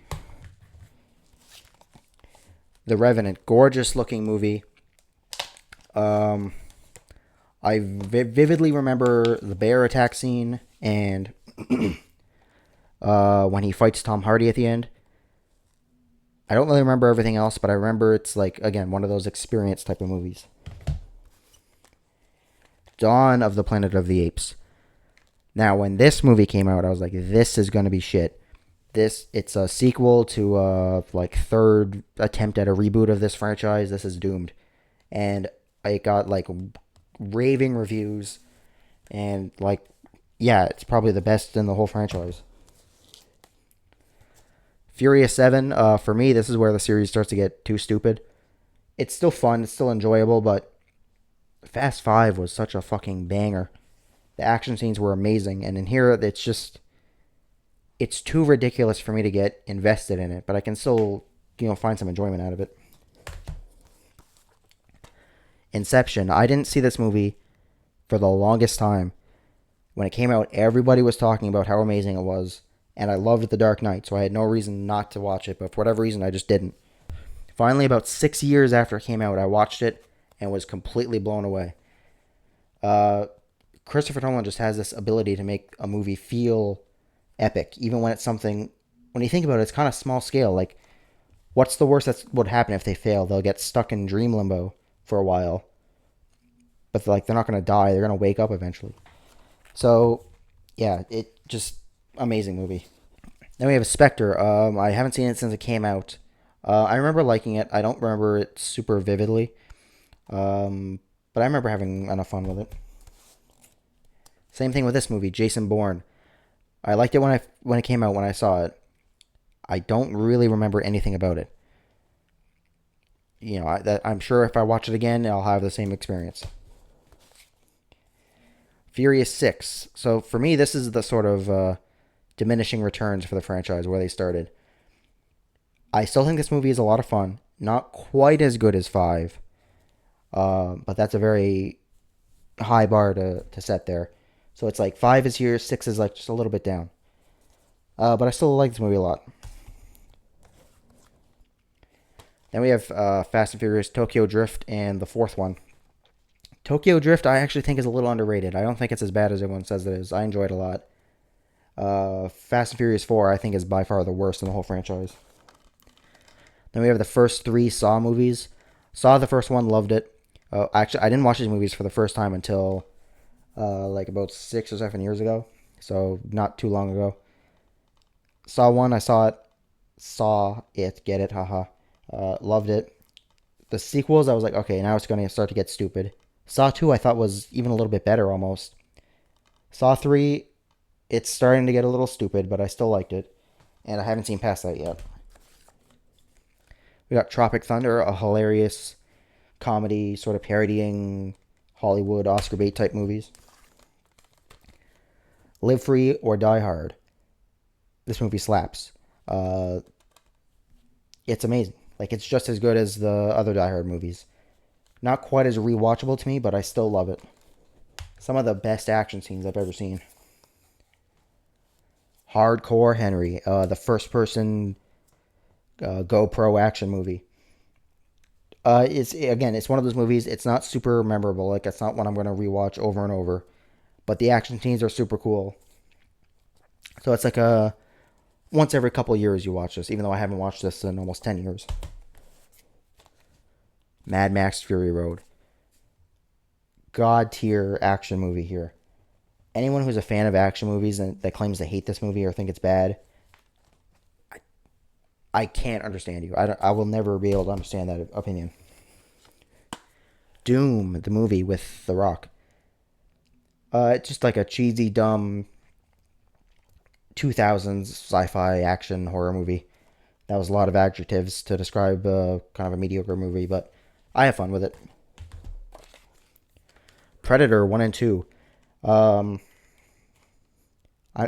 Predator's another one of those movies I'm not quite as big on it as everyone else. I do really like it. Predator 2 I also find to be pretty entertaining. Again, sometimes those like cheesy 90s, 80s action movies, they work for me. And we have Natural Born Killers. I vividly remember that weird like sitcom flashback scene with Rodney Dangerfield. That part was amazing, and Tommy Lee Jones is hilarious in this movie. I don't really. That makes up maybe 10 minutes of this 2-hour movie. I don't remember anything else about it. And we have The Medallion, Jackie Chan movie. I don't need to say anything else. Jackie Chan's in it. Watch it. And that's it for that sack.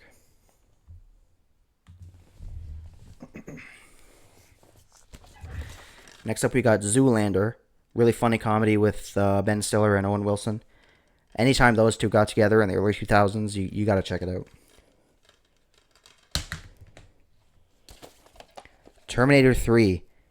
Do not kill me. This was the first Terminator movie I ever saw, and I fucking loved it. I still love it a lot. It's just a fun action movie. Like, as far as a follow-up to Terminator 2, it's pretty, like, insulting almost. But it's the same thing I feel with Star Wars. Terminator 1 and 2 are the only ones that really count. Everything else is just fan fiction. As far as fan fiction goes, this is a lot of fun. Next we have Quantum of Solace. Probably my least favorite of the Bond movies just because it's so like bland and forgettable. It just feels like a generic Bourne ripoff. But some of the action scenes are pretty cool. Freddy Got Fingered. A lot of people call this one of the worst movies ever made, and I can totally see why. I was about 4 or 5 when this movie came out. My dad was between jobs at the time, so he just sort of stayed home and took care of me for a while. And we used to rent movies all the time from a local video store.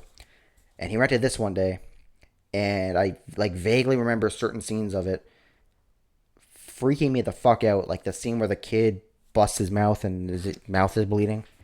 Fuck that scene. The rest of this movie I think is pretty funny. Bill and Ted's excellent double feature. I like both of these movies. I feel like Bogus Journey gets a lot of crap. I like that one as well.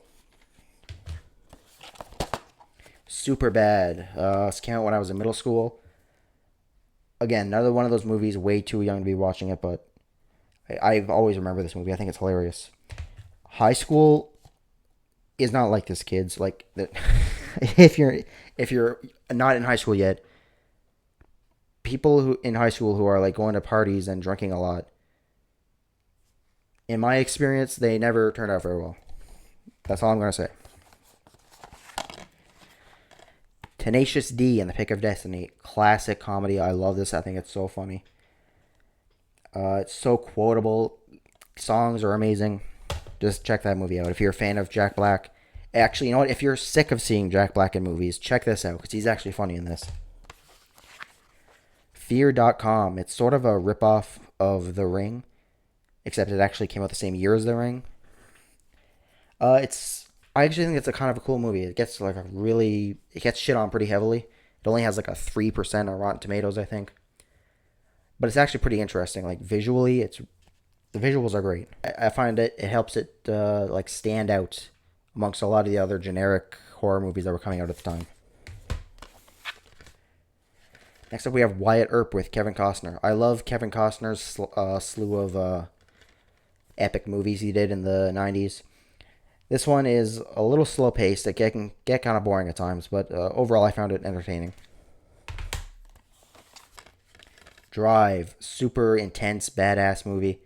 Not really an action movie. Consider it more like a drama thriller. I'm not certain, but I think this was the first thing I ever saw Ryan Gosling on, and I thought he was awesome. Being John Malkovich, a super original, quirky comedy where a guy finds a door that leads to the inside of the head of John Malkovich. And it's hilarious. Metallica Through the Never. It's a Metallica concert / movie. A lot of fun. If you're a fan of Metallica, definitely check this out. American Gangster, a cool, badass gangster movie with Denzel Washington and Russell Crowe. Another first for me. I think this was my first Denzel Washington movie. I'm not sure. But yeah, this is a cool movie.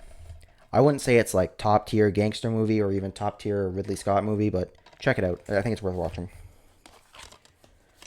Terminator Salvation. I also have a lot of fun with this movie. In my opinion, this is the only sequel that actually makes sense to exist because it takes place during the war that we saw in the first movie. So if you see it almost as a prequel almost, I think it's worthwhile. I think it's a lot of fun. And again, great action scenes. Speaking of Kevin Costner, we got Dances with Wolves, his Oscar-winning movie. Again, just a epic historical movie. I think it's really cool. I mean, it's Dances with Wolves. What can I say about it that hasn't already been said?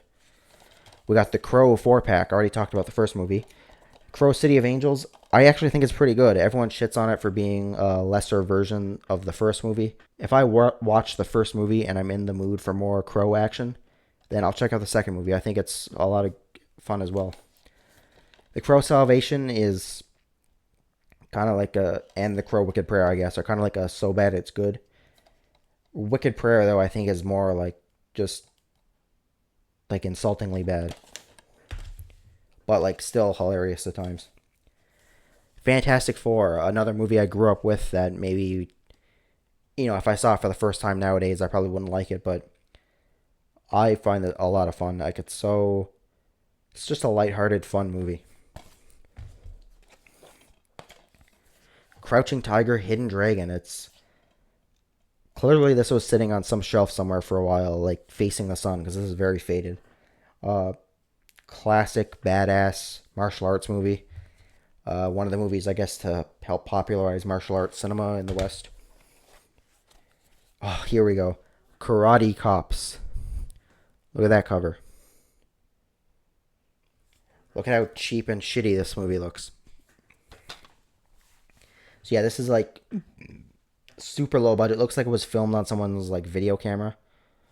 And it's sort of like a buddy cop thing. So you got this guy, which, by the way, that never happens in the movie. There's no girl in the movie that I remember. And all the screenshots on the back are not in this movie. So I don't know what the hell that's all about.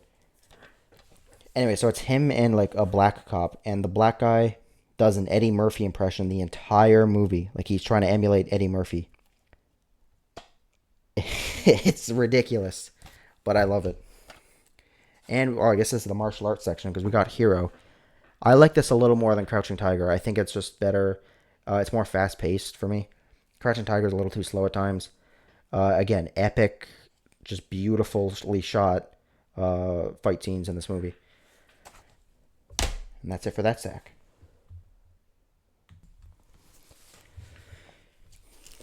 Alright, next up we got War for the Planet of the Apes. Arguably the best in the franchise.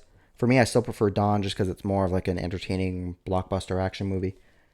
But this is the most like maturely directed, maturely scripted of the bunch. Fate of the Furious. This is the most recent Fast and Furious movie I watched. They completely lost me with this one. It's too fucking stupid. None of the action scenes even like. I barely remember anything about this movie. L.A. Confidential. Another one of these weird slim cases here. Fantastic movie.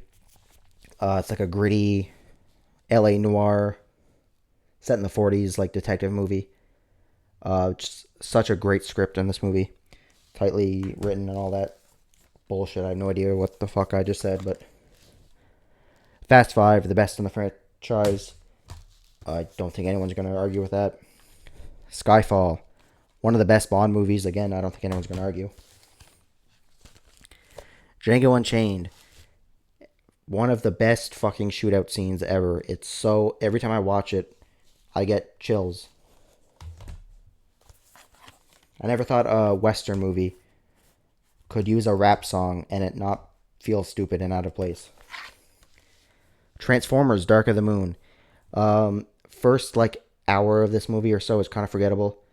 The second hour and a half is just non-stop, balls to the wall, crazy action, spectacle, stunt work. I love it. We got National Treasure. Sort of like a low-rent version of Indiana Jones. I feel like that's not really a good comparison, but I'm a sucker for these type of movies. Anytime a guy's going around solving clues and like especially things that are hidden in plain sight, I always love those types of movies. Next we have Jumanji, classic movie from my childhood. Still love this to this day. Just such an entertaining movie. Apparently a lot of people like think this movie's bad. I don't get it. I don't get why they would think that, but Falling Down, a classic Michael Douglas movie where he has a fucking mental breakdown and goes crazy and goes on a rampage through town. Triple X. This movie screams 2002. It's like, it's almost cringy at times how 2002 it is, how dated it feels. But I remember the first Spider-Man movie, the VHS for that movie, had a trailer for this. So I saw the trailer so many times and I always thought it looked cool. I didn't watch it for the first time until I was in high school and I was like, yeah, that was a movie. Now check this out. I bought this brand new from a store it was still sealed, brand new in 2017. And it came with this shit. A fucking coupon to see Triple X 2 in theaters, which came out in 2005, by the way. There's the ticket right there. It only works at, there's the list of all the movie theaters you can play it at. Yeah, the movie theater where I lived in 2005 would not have accepted this, but anyway.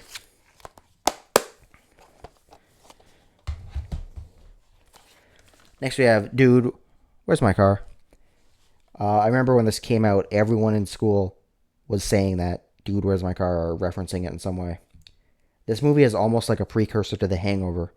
It's the same basic plot where these two guys have a crazy party the night before, and then they can't remember it the next night, morning, and then they try to figure out what the hell they were doing. Except this one has fucking aliens in it. Mask of Death, some cheesy, obscure action movie from the 90s, which, look at the fucking plot description on the back. It's like a fucking novel. This is basically like the plot of Face Off, almost. But it came out before Face Off, which is interesting. I, Robot, a cool movie from the early 2000s where robots take over. Awesome visuals, awesome special effects, or awesome action scenes. Special effects are probably a little dated.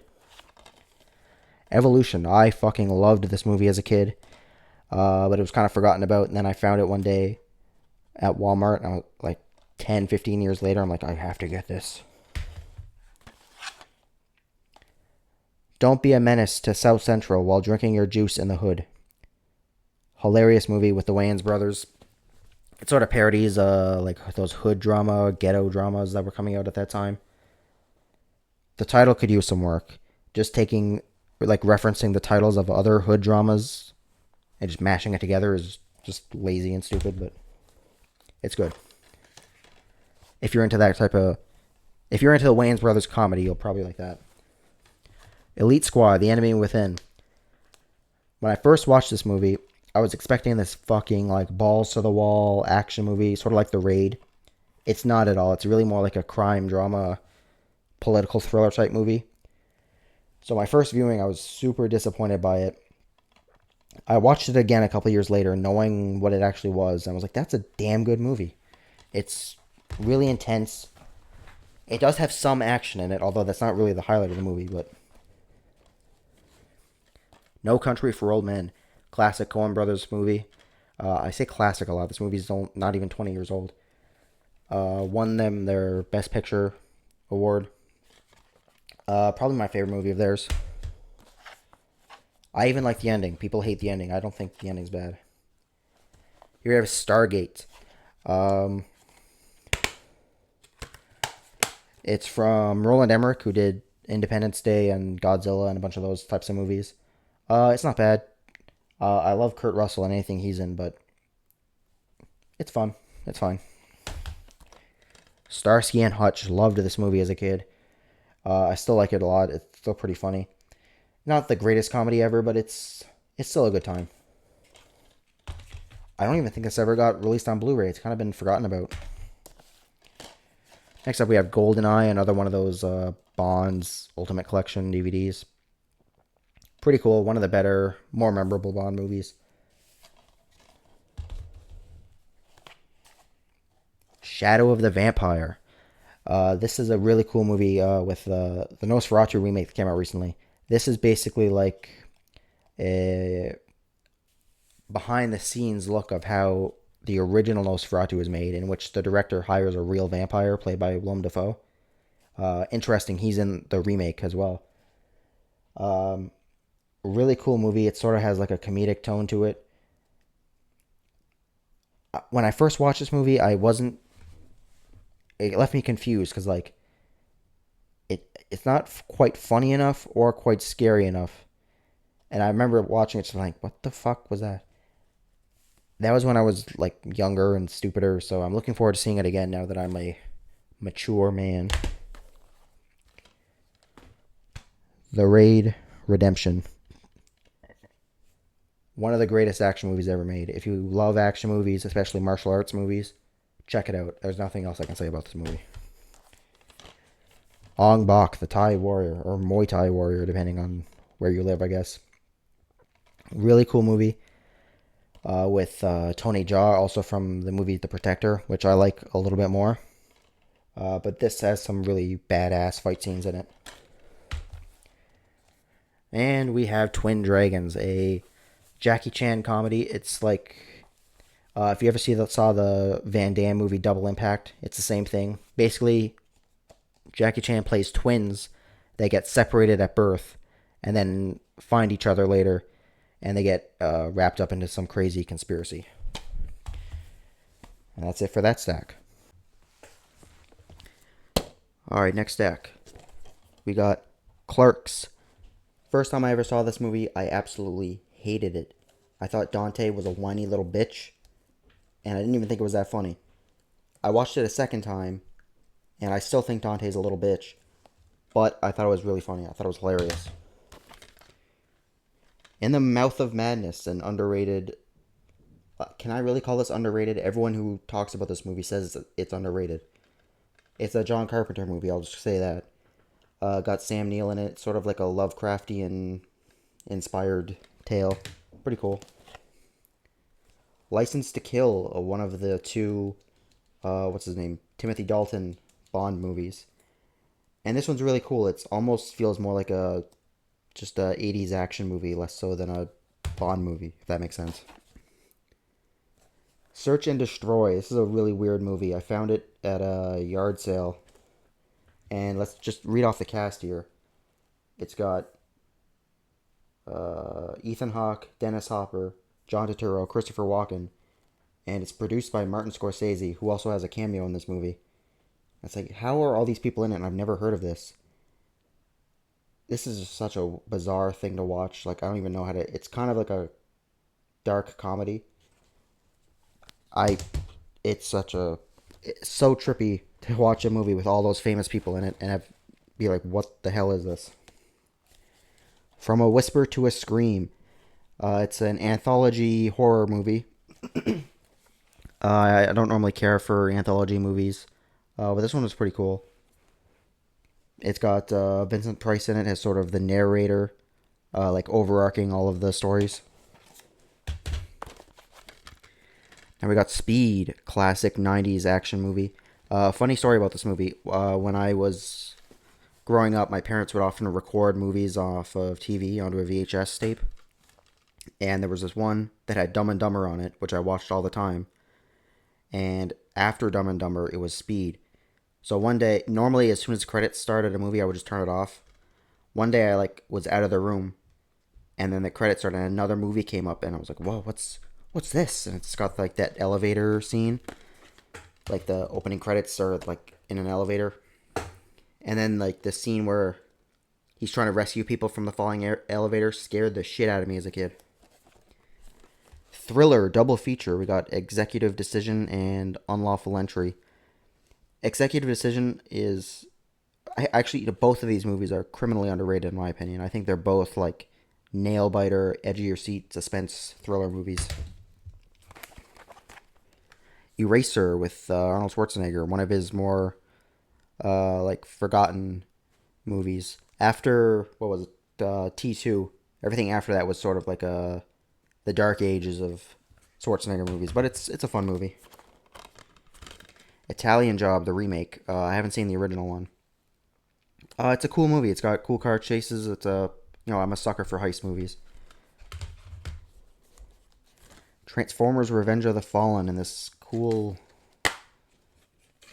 DVD case. That's pretty cool. I don't know where... I got this from a pawn shop, so I don't know where this originated from, but anyway, I watched this movie when I was like 12, and I thought it was the greatest thing I'd ever seen in my life. I still have fun watching it, although I can see some of the faults. Point Break, a cool 90s action movie with Keanu Reeves. One of the best like on-foot chase scenes ever. Here we got King Kong, the Peter Jackson version. This is the first Blu-ray I ever owned. And look, it opens up. Look at that. Pretty cool movie. It has the extended version, which, like, the movie's already way longer than it needs to be. So let's just make it longer. We have... This might be the worst offender of these shitty steelbooks. Look at this. This is ridiculous. Casino, great movie. Heat, another classic 90s heist movie with an amazing shootout scene. You know about Heat. I don't need to tell you about Heat. The Hills Have Eyes, unrated collections. Got the two movies in the individual cases. The first movie is great. It's gory, but it's not just about shock value. It's also very suspenseful. Whereas Hills Have Eyes 2 really... trying to figure out the angles here. It's like reversed. Really, like a huge letdown. Like, it's not as gory, not suspenseful at all, and it relies on a bunch of like shitty, cheap jump scares, which startled me, but they're not. It's more like annoying. Then we have Dread, really cool, badass action movie.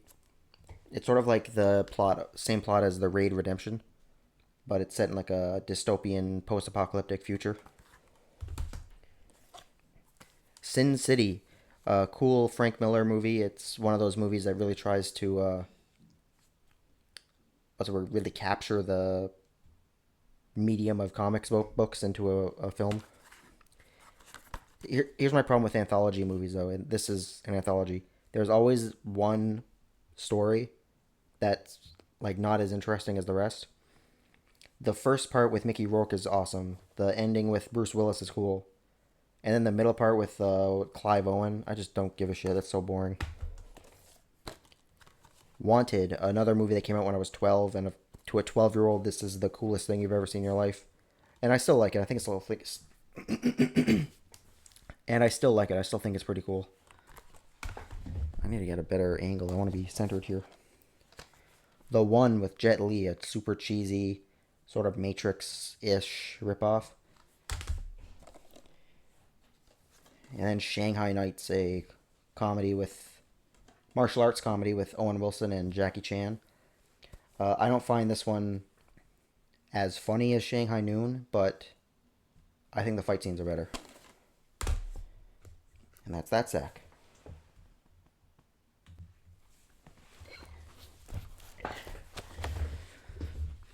Alright, next stack here we've got Mystic River.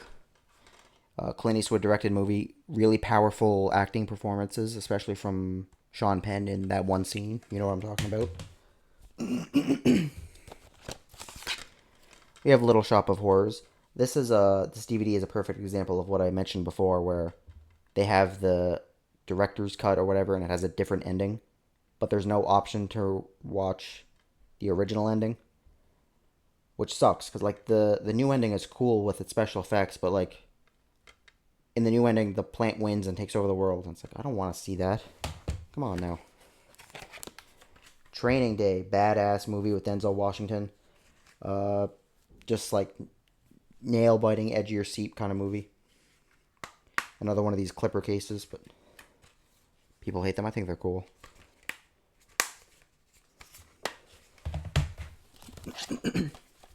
South Park, bigger, longer, and uncut. I've never been a huge fan of the show. I've seen it occasionally. I think it's funny, but the movie is hilarious. So if you like the show and you somehow haven't seen the movie, go ahead and check it out. Weekend at Bernie's, a classic 80s comedy. It's just such a funny setup, and it delivers on the setup. I think it's really funny.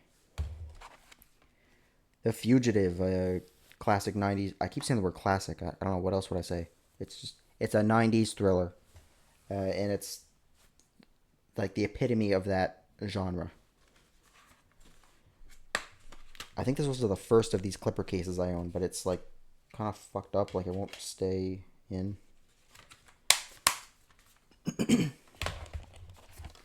Shawshank Redemption, the highest rated movie on IMDb for many, many years, and I don't imagine that changing anytime soon. You know this movie, you know all about it. I don't have to say anything. Apollo 13. This is your typical 90s like Oscar bait movie, but I mean that in a good way. Like it's like one of those movies. It's just you can't take your eyes off the screen. It's so entertaining. In a way, it's almost like a precursor to the movie Gravity. Same basic plot, but like totally different experiences. Big Lebowski, Coen Brothers comedy that started a whole religion. I don't know if the movie is quite that good, but I like it a lot. I think it's funny. Austin Powers, A Spy Who Shagged Me. I watched this movie. I was like 3 or 4.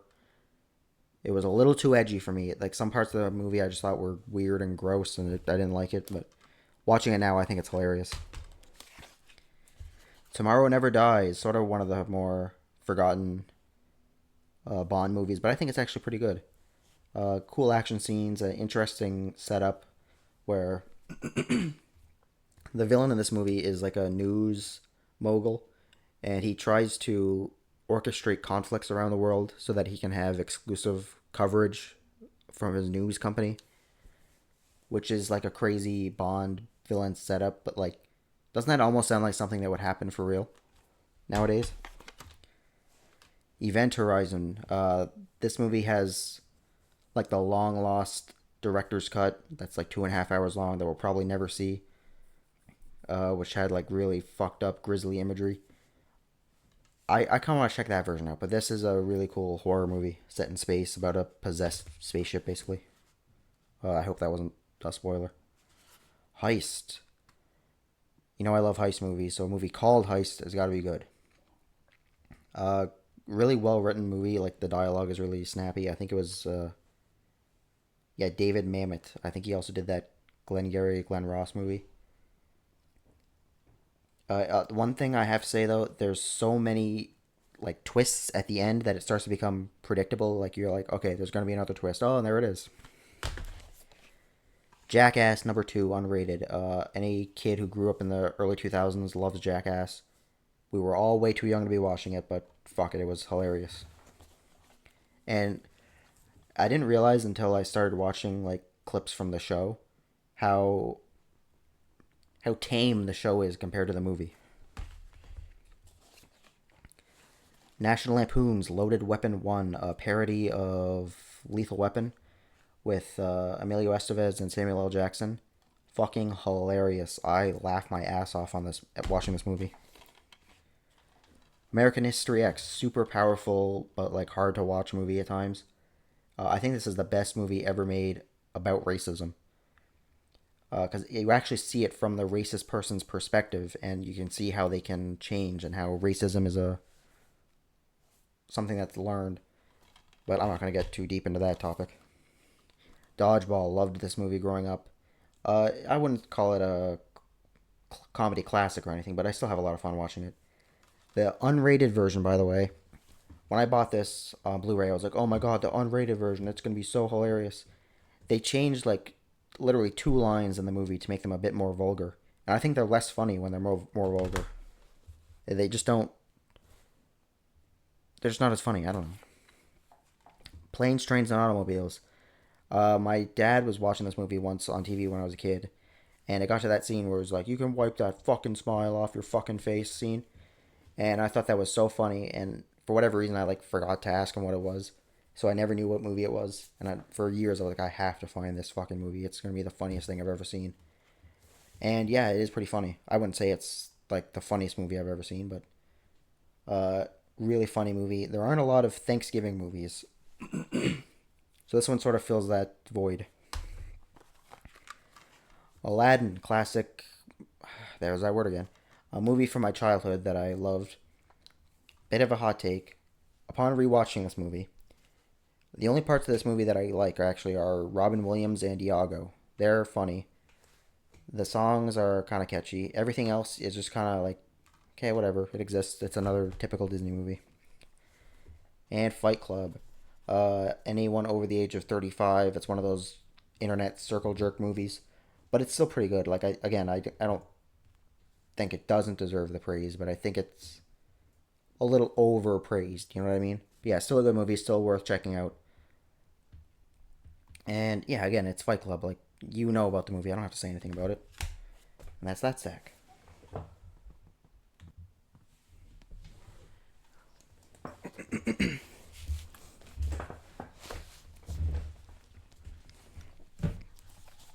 All right, next up we got The Fifth Element. This is a movie I saw when I was like 10, I want to say.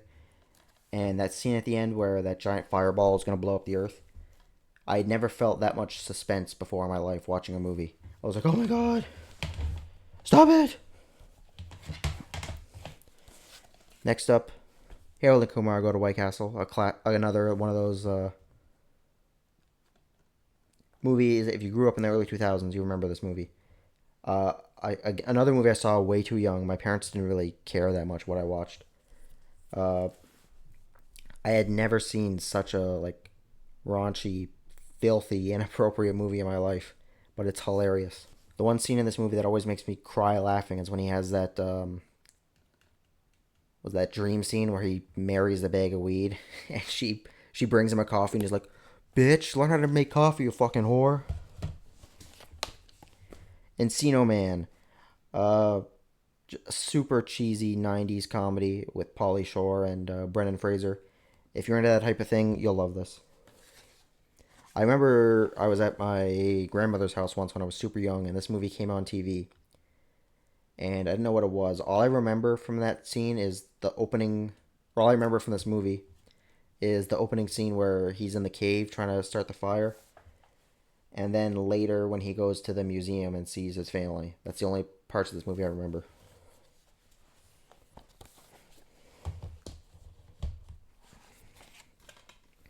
Talladega Nights, great Will Ferrell comedy. Will Ferrell's very hit or miss for me. Like sometimes his manic energy is really fun.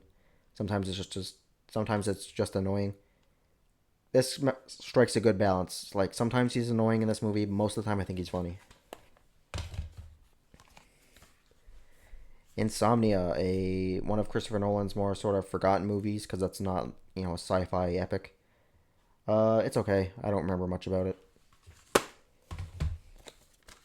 Gravity, amazing theatrical experience of a movie. I didn't see it in theaters, but watch it on the biggest screen you possibly can, as loud as you possibly can. Shrek, I already mentioned this before, but I've always found this movie to be a little overrated. Even when I was a kid, like I was 5 when this movie came out, and I was like, it's okay. Office Space with this cool slipcover. It almost looks like a horror movie, doesn't it? Great comedy about office life. Very accurate if you've ever worked an office job. Although I've never hated working office jobs as much as the guy does. Fubar, a mockumentary style comedy about these two like white trash guys. One of them gets diagnosed with cancer and then sort of tries to figure out his life. Really cool movie and very touching at times. Grindhouse, the Tarantino Rodriguez tribute to Grindhouse movies of the 70s. This is a weird movie. It's two movies in one. The movies individually don't really hold up, but when you watch it together as a whole experience, it's actually pretty cool. It works better in that way. Next, we have the Taken 3 movie collection. I saw the first Taken movie in middle school, or maybe it was high school, I don't remember. Blew me away. Watching it as an adult, I'm like, yeah, it's okay. It's a fun movie. Weirdly enough, I think I like Taken 3 the best. The editing of the action scenes is obviously horrendous. But after a while, I kind of get used to it. I'm like, this is kind of stupid. like this is stupid, but I like it. Hitman, the one with Timothy Oliphant, however you say it. I always liked this as the best video game adaptation movie. I haven't seen any of the more recent ones that are actually supposedly good. It's got great action scenes. They're a lot of fun to watch. The plot is so convoluted and makes no sense. But after watching this movie like several times over the years, I think I can follow it well enough. We got Shoot 'Em Up with Clive Owen. Totally ridiculous, cartoonish style action scenes, but so much fun to watch. And a killer soundtrack. Check this movie out if you want to shut your brain off for a minute. For 86 minutes. Equilibrium. I've never been as big on this movie as everyone else. I find the plot interesting, even though it is kind of just a rehash of a bunch of other sci-fi movies. The action scenes are just not that good. Like, they're really chopped to pieces, and they're just stupid looking. So I've never been a huge fan of that one. Army of Darkness. Pretty funny movie. I don't love it as much as everyone else does, but I think it's a lot of fun. Chinese Zodiac, a Jackie Chan movie. I believe this was the first real Jackie Chan movie I ever saw. Like, I saw Rush Hour and stuff like that before, but this was the first, like, one of his actual Hong Kong movies that he directed, I think. Yeah. Totally blown away by the fight scenes. Although, having watched some of his older movies now, like, it kind of makes this look like not anywhere near as good. But it's still fun. Another Jackie Chan movie, The Accidental Spy. Again, it's Jackie Chan. You know it's going to be funny. You know it's going to have great action. And I mean, look at that face. How can you not love a face like that? Shanghai Noon. Western martial arts buddy comedy. Crazy combination of genres there, but it works. Ton of fun. And the Transporter movies. I like the second one the best. The first one's also pretty good, and the third one I only saw once, but I remember liking it well enough. And that's that stack.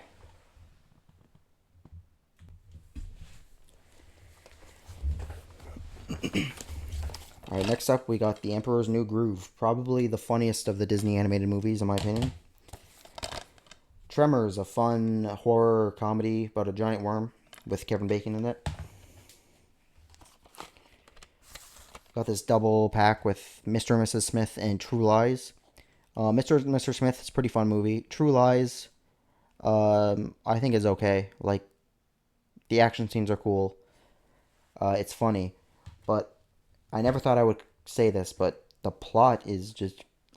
I'm not one to usually complain about plots in movies. Like, I don't care, especially an action movie. But the plot's all over the place. Face Off. One of the best 90s action movies. It's so... The acting is... Like, nobody else could have pulled this off besides Travolta and Cage. It's so funny, so quotable, and the action scenes are amazing. Men in Black, classic comedy from the 90s with Will Smith and Tommy Lee Jones. It's almost like the 90s version of Ghostbusters in a way. Rambo, the fourth movie.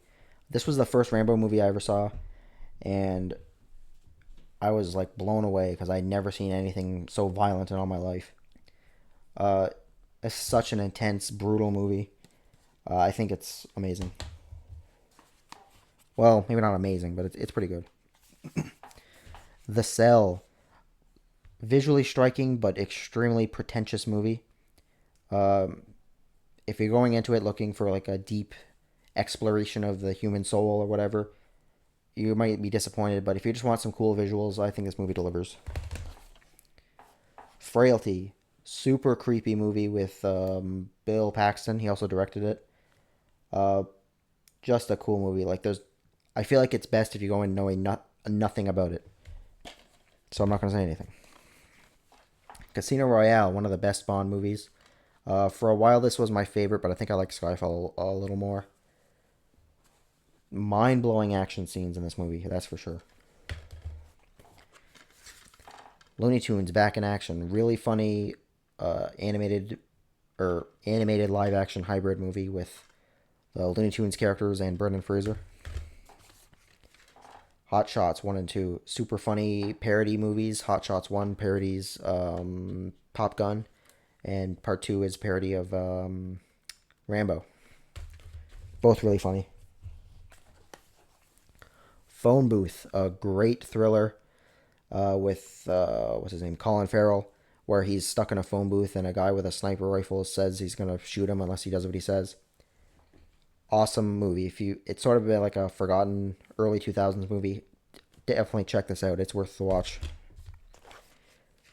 Lethal Weapon 1 through 4. Love these movies. I think 3 is probably my least favorite, but I still like that one a lot as well. Between 1 or 2 is my favorite. I'm not sure which I like more, but they're both... All of them are a ton of fun. American Psycho. I don't get this movie. I've never really been into it. I just don't get it. Like, there's some scenes like the business card scene, which I love. If the whole movie was like that, I think I'd like it more. But it's not. Like, some part, it takes itself so seriously for the rest of the movie. I just don't get it. I'm looking forward to watching it again. Maybe if someone in the comments wants to tell me what's so great about it, tell me why I'm stupid, please feel free. And we got this Jean-Claude Van Damme triple feature. It's Cyborg, Death Warrant, and Double Impact. Cyborg, well, all three of them are super cheesy, but Cyborg is like a post-apocalyptic movie where he has to help someone get to some place or some shit, I don't know. Just crazy low budget, and apparently it started off production as a Spider-Man movie and somehow turned into this. Death Warrant, he he's a cop, but he has to go into a prison to find some guy. And Double Impact, it's basically that Twin Dragons movie I showed you earlier, except this time it's Van Damme. And that's that stack. Alright, last stack for this shelf. We got another Steven Seagal 4-pack. Under Siege, I already talked about. The Glimmer Man is a really fucking weird movie. It's got him and Keenan Ivory Wayans. So you'd think it would be some kind of like Lethal Weapon style buddy cop comedy. And it is at times. But there's also like really fucked up violent imagery in the movie. Fire Down Below, it's almost like a half-baked sequel to On Deadly Ground.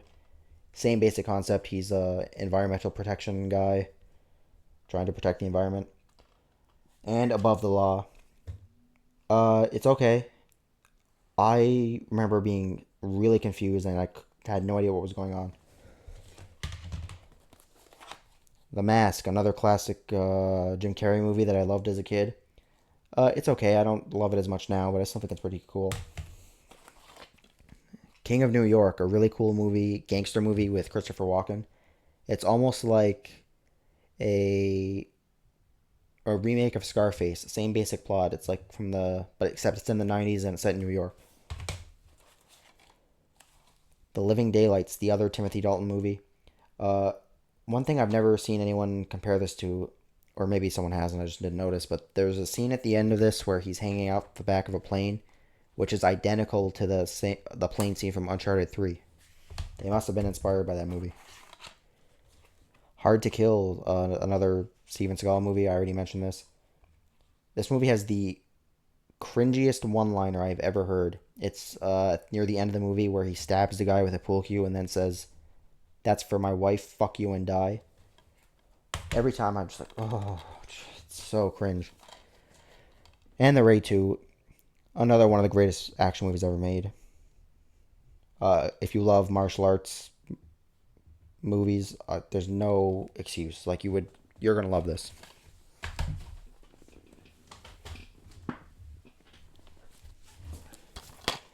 Lucky Number 11. It's I don't want to say Tarantino-esque, but it sort of has like that Tarantino-ish quippy dialogue.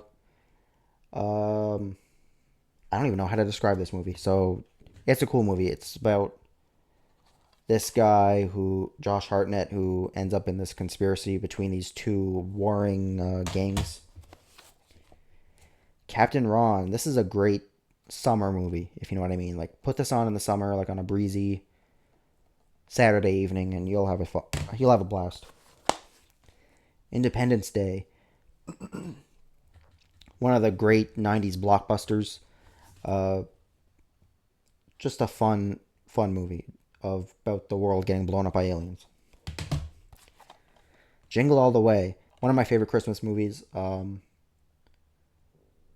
It was one of the first Arnold Schwarzenegger movies I ever saw. It was either this or Batman and Robin.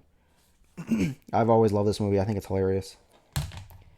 Although, watching it now as an adult, it doesn't quite hold up as much. I get to about halfway, and I'm like, okay, I start to lose interest a little. The Running Man. Speaking of Schwarzenegger, great, cheesy 80s sci-fi movie. You know, I'm a sucker for those. And it's getting a remake soon. It's interesting. It's one of those movies, like, it's almost prophetic in a way. It's like people are obsessed with reality TV in this movie. In the same way that now people are obsessed with, like, the internet and social media and all that. Con Air. Wow, what a fucking badass movie. Another one of the trilogy of Nick Cage 90s action movies. This is the one I've saw for the first time most recently. I've only seen it once, and it was fucking awesome. Loved that movie. Dumb and Dumber. Probably between this and the first Spider-Man movie, for the movie that I've watched the most. I've seen this so many times, and every time I just fucking cry laughing. It's one of the funniest movies I've ever seen. The humor is like, just hits the mark right perfectly for me. We got Transformers 1. No, not Transformers 1 that came out last year. The first Transformers movie, 2007. A lot of fun with this movie. The Island, another Michael Bay movie that's sort of been forgotten about. It's a cool movie. It's an interesting concept about this island full of clones, and the typical Michael Bay action that you expect. Snakes on a Plane.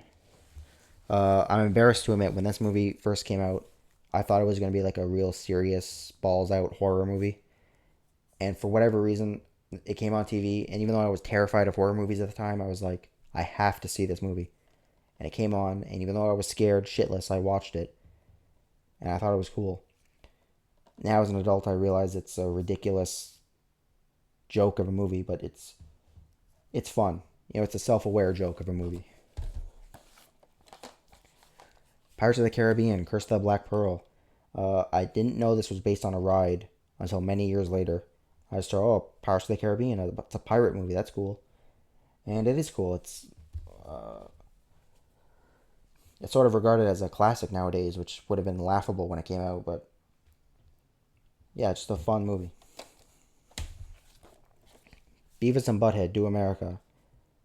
Alright, story time. When I was a kid, I was fucking terrified of Beavis and Butthead. It was by far my biggest fear ever. So, obviously, I got over it eventually. And I saw this movie in a thrift store. I was like, okay, I need to prove to myself that I've truly conquered my fear. So I watched this movie, and it was hilarious. So fucking funny. Then we got Crank 1 and 2. Totally ridiculous, over the top, just fucking obnoxious movies. But they're really entertaining. If you like Jason Statham and you haven't seen those, check them out. Darkman, Sam Raimi's first stab at the superhero genre. Really cool movie. It's not based on an actual comic or anything, but just a lot of fun. Liam Neeson in this movie is great. Surprisingly, good action as well. And Darkman's just a fucking badass. Then we have Children of Men, a really mind-blowing, again, experience of a movie. So many long, one-take tracking shots, but they don't feel gimmicky. They actually, suck you in. And it's just, just a crazy movie about, it's in the future and, humans have become sterile, and there hasn't been any new people born in, 20 years. Cool concept for a movie, and just a really badass sci-fi movie. And that's it for that shelf.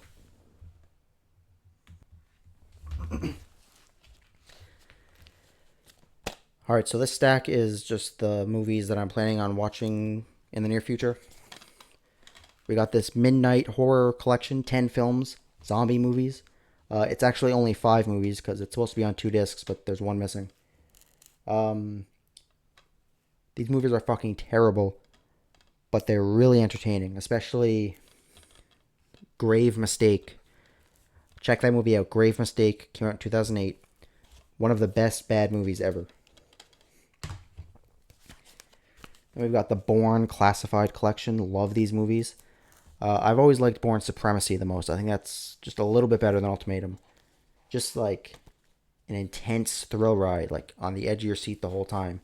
And that car chase, fucking sick. We've got the Matrix 4-pack here, the trilogy plus the Animatrix. I don't care about the Animatrix. First movie's good. Reloaded, I fucking love. The action scenes are off the fucking wall. And Matrix Revolutions, I think, is a decent conclusion.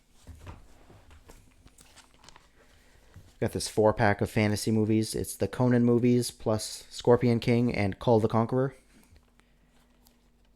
Conan the Barbarian is really good. The Destroyer is cheesy fun. Kull the Conqueror is also 90s cheese fun.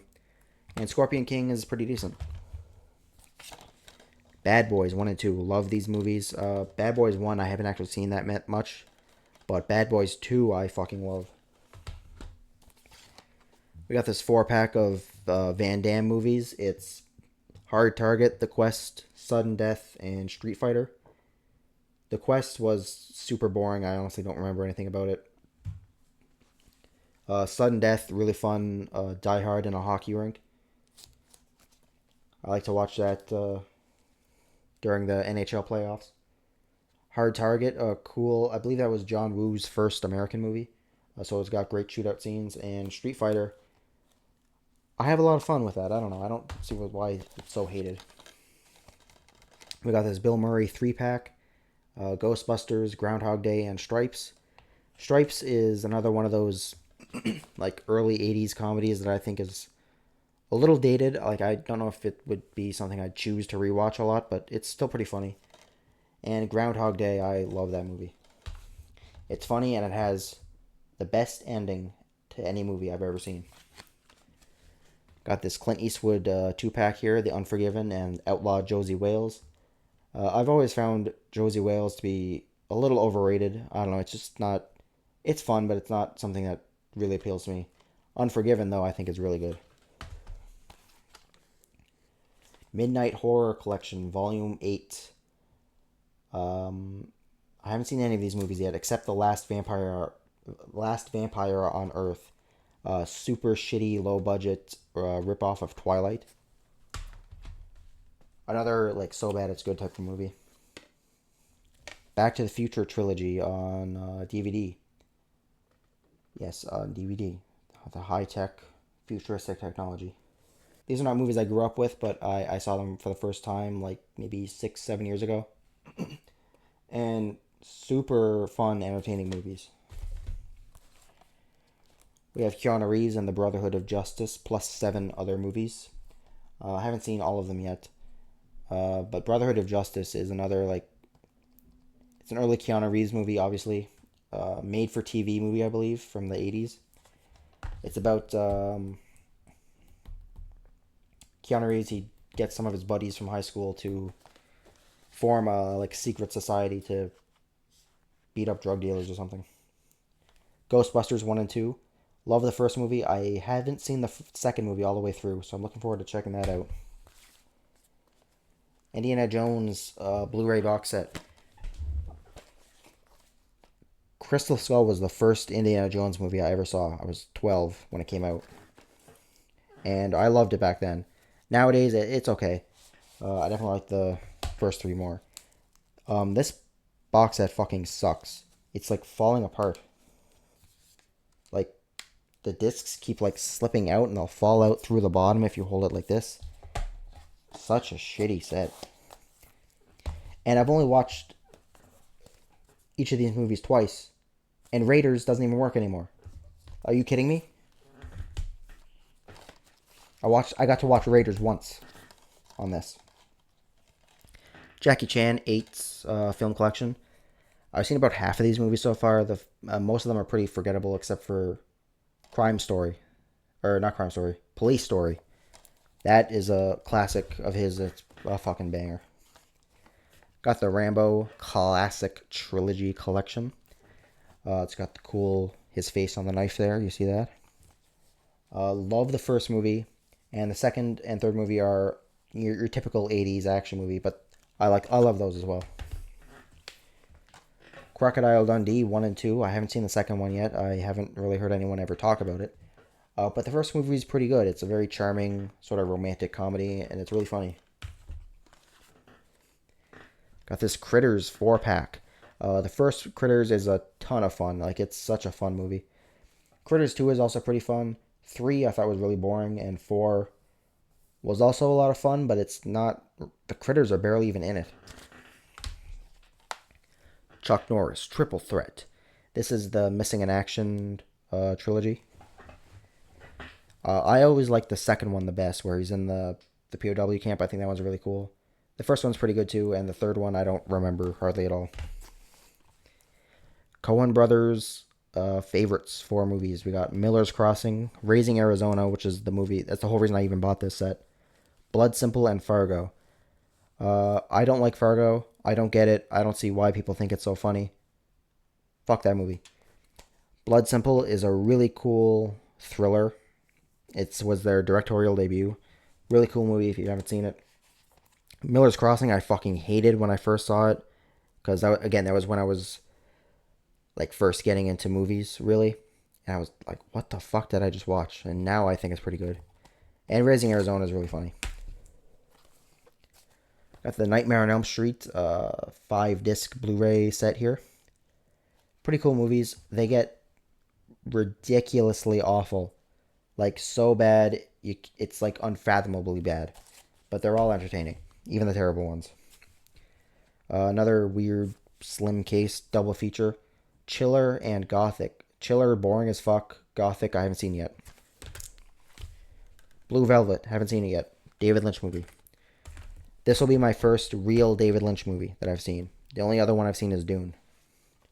And Stand By Me, one of the most emotionally moving movies ever for me. A very bittersweet ending. And that's that stack.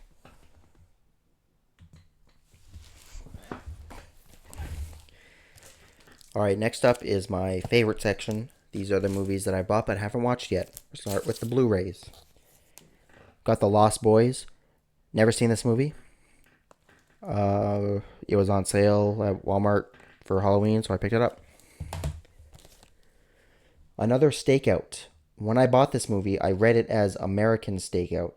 And then once I got it home, I realized, oh no, it says Another, as in a sequel to a movie called Stakeout. I'm sure if I watch this movie without having seen the original Stakeout, I'm not going to be too confused. But it looks like something I'd enjoy, like a 90s action comedy. Atomic Blonde, sort of the female take on John Wick. Haven't seen yet. Bill and Ted Face the Music. Love the first two movies, can't wait to see this one. Big Game, never heard of it, but it's got Samuel L. Jackson and there's a plane exploding in the background. And a boy with a bow and arrow. Blade of the Immortal. The cover looked cool. And it's based on an anime or manga or some shit. Demolition Man. I already owned this movie on DVD, but I just upgraded to 4K to Blu-ray because it was cheap. Donnie Brasco. Never saw it. It's a crime drama with Al Pacino and Johnny Depp. The Dream Team. This was a movie I watched a lot as a kid. Mostly just like the opening 5 minutes because it has that Ray Charles song, Hit the Road Jack. And then I would turn it off, so I don't really actually remember anything about the movie. So I'm looking forward to seeing it again. Fantastic Four, Rise of the Silver Surfer. I was like 10 or 11 when this movie came out. Fucking loved it back then. Looking forward to watching it again. The Founder.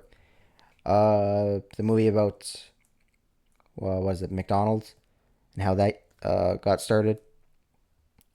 I haven't seen it, but I saw the trailer for this movie when it first came out, and it comes off like another one of those typical 90s Oscar bait movies, but in a good way. Fubar 2, a sequel to Fubar 1, which we saw earlier. I've never seen this one. Look forward to checking it out. This one, it's hard to tell based just on the screenshots, but it looks like it's more of an actual movie instead of a mockumentary.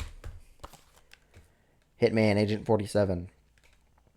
The second Hitman movie, it was on sale one day for Boxing Day. Or Black Friday or something, so I picked it up. Ip Man Trilogy. I have actually seen these movies on Netflix. They're good. I'm not, completely enamored with them, but I think they're pretty good. It, Chapter 1. Haven't seen it yet, believe it or not. But we got this big badass box set. It's the Jack Ryan collection, plus the Chris Pine one sort of taped on there. I love these types of box sets where they have each movie individually. It's a type of genre we don't get a lot of anymore. That sort of political thriller, spy thriller type thing. Steven Seagal, Mark for Death. Love me some Seagal action. Paranormal Activity 3. I haven't seen any of these movies yet. The store I was at when I bought these, they had 1, 3, and 4. But not 2, so I bought 1 and 3. I bought 1 on DVD, so we're going to see that a little bit later. The Protector. Fucking unbelievably badass martial arts movie. I have actually seen this movie a couple times, but this has the extended international version, whatever that means. So that's why it's still in this pile, because I haven't seen that yet. Saw 5. I've seen the first 3 movies. I can't imagine this is going to be any good, but might as well finish the series. Super Troopers. Pretty cool comedy. I'm not as in love with it as everyone else, but I think it's pretty funny. Tommy Boy, another movie I grew up with. Again, I don't think it's a comedy classic, but it's a lot of fun. Total Recall, really cool Schwarzenegger action movie. The story in this movie is great. It's very cerebral and mind bending. You never know what's real and what isn't. Transformers: Age of Extinction. This is the first of the Michael Bay Transformers movies to not have Shia LaBeouf. Haven't seen it yet. And I bought this at a pawn shop actually, and the disc is scratched. Like, I didn't even know it was possible to scratch a Blu-ray. But somehow they found a way. Twister. This was on sale at Walmart when the sequel came out. Haven't seen it yet. Ultraviolet. I love these like cheesy, forgotten 2000s movies. I'm looking forward to checking this out. It's from the director of Equilibrium. And The Witch, or The Vitch, some people like to call it. Haven't seen it yet. Looking forward to it.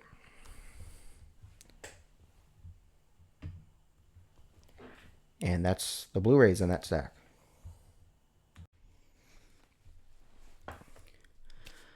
Alright, now we got the DVDs that I've purchased and not watched yet.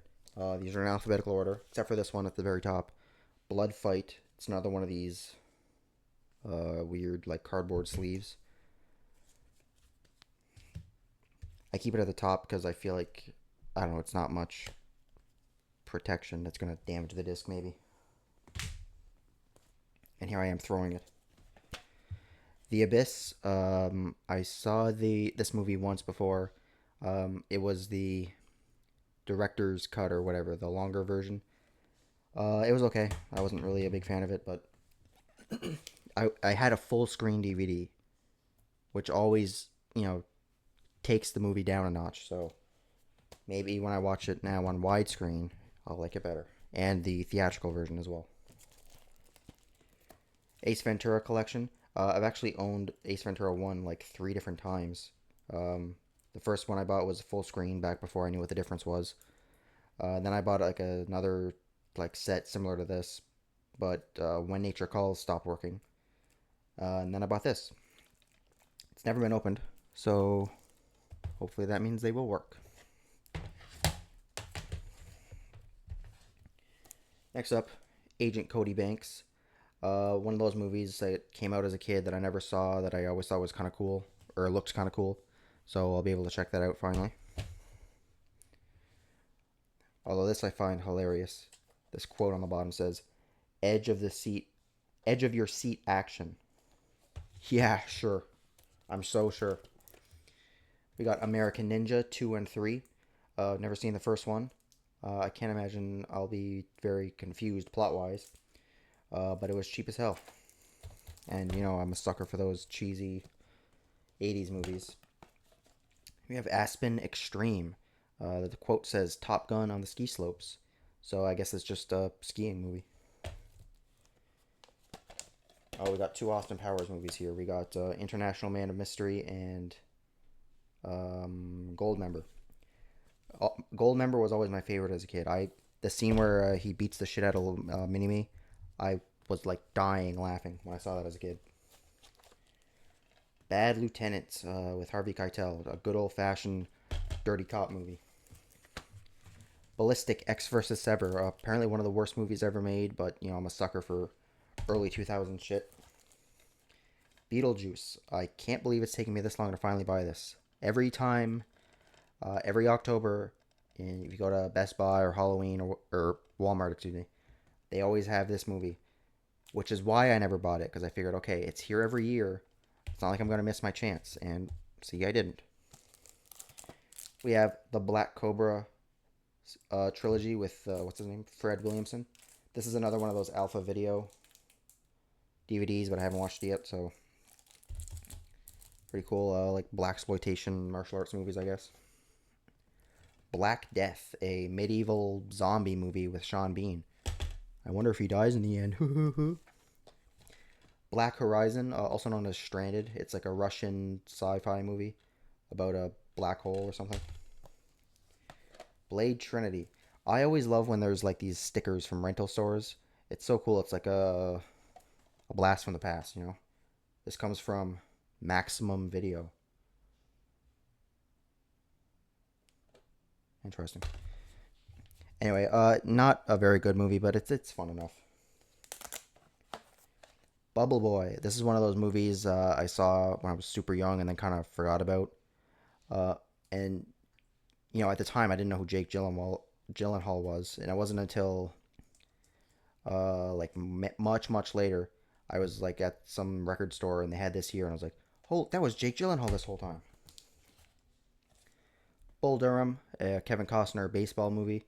I guess he did quite a few of those. This is one of them. Carlito's Way Collection. That's the first, or the first two, the first movie and the second movie. I didn't even know there was a Carlito's Way 2, but there you go. We got Child's Play 1 and 2. Never seen these movies before. I'm about to see the first two eventually. City of Violence. This is a really shiny, reflective slipcover here. Basically some kind of martial arts movie, I guess. It's part of the Dragon Dynasty line. Which anytime I see one of those, I try to pick them up.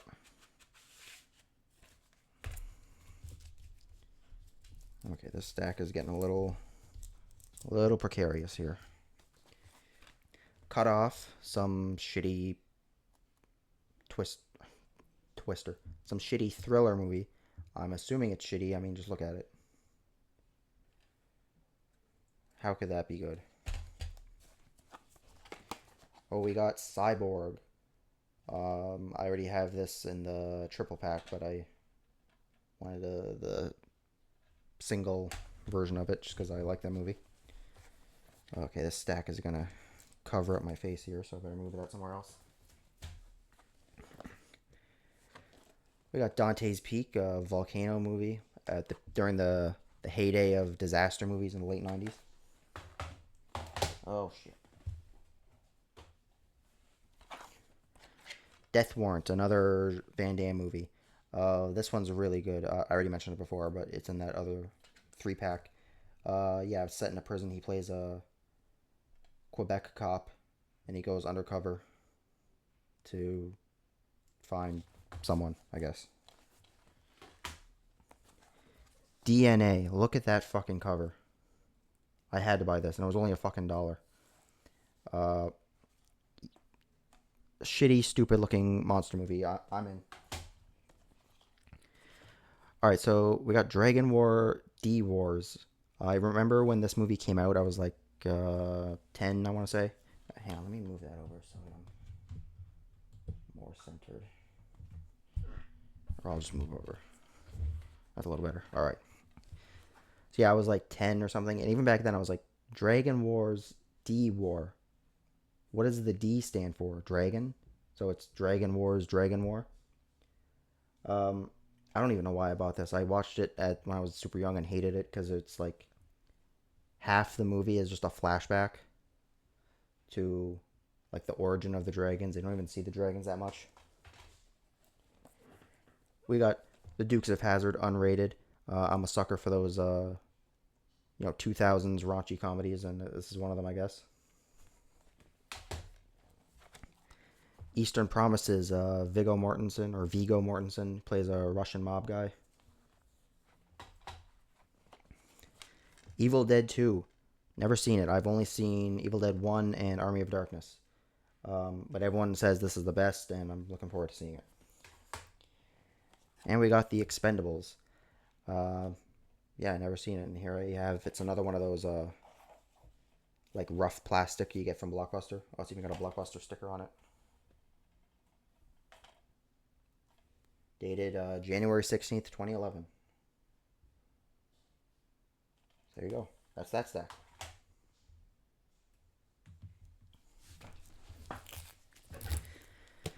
All right, next stack in that section. This is F through O, starting with Family Under Siege. Looks like some made-for-TV drama thriller or something where a family gets kidnapped.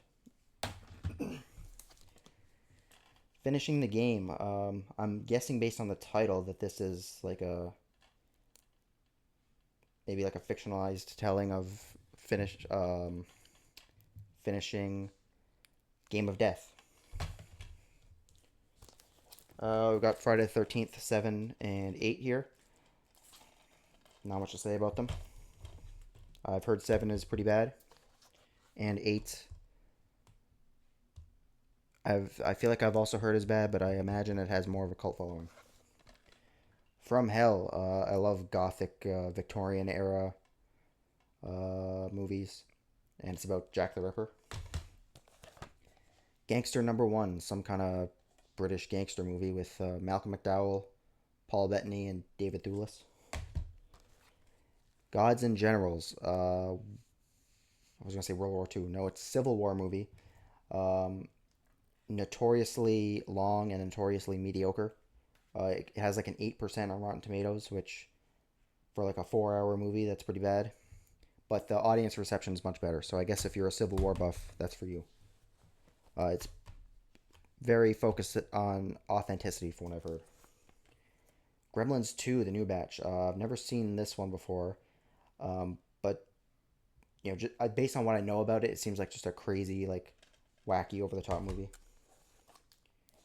We got the Hulk in widescreen, so now this is actually watchable. I said it before, I love this movie. I saw it in theaters, I was like 6 or 7, and I thought it was awesome. And look, to this day, I think Eric Bana is the best Bruce Banner. Like, call me crazy if you want, but when he gets angry, it's like, oh, you feel he's pissed off. I Spit on Your Grave. This is the remake of a movie from the 70s. One of those, like, crazy, extreme, like, brutal horror movies. Which I haven't seen very many of, but there's one of them. I Spy, another blockbuster. There's a sticker. This was another one of those movies that was on the VHS tape for Spider-Man, the trailer for it. So I always wanted to check it out. Never did. Iron Eagle 2. I think there's like 4 of these movies, and they're all terrible from what I've heard. Yeah, I love bad movies, so I'm looking forward to it. Interview with a Vampire. Apparently, this is not a bad movie. Yeah, again, gothic thriller. I'm into that type of thing.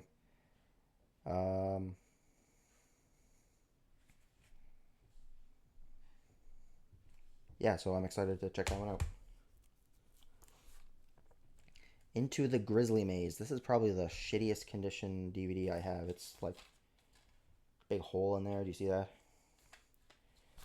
Anyway, nerdy bit of trivia. I believe this is the most recent movie that I own on DVD. This movie came out in 2015.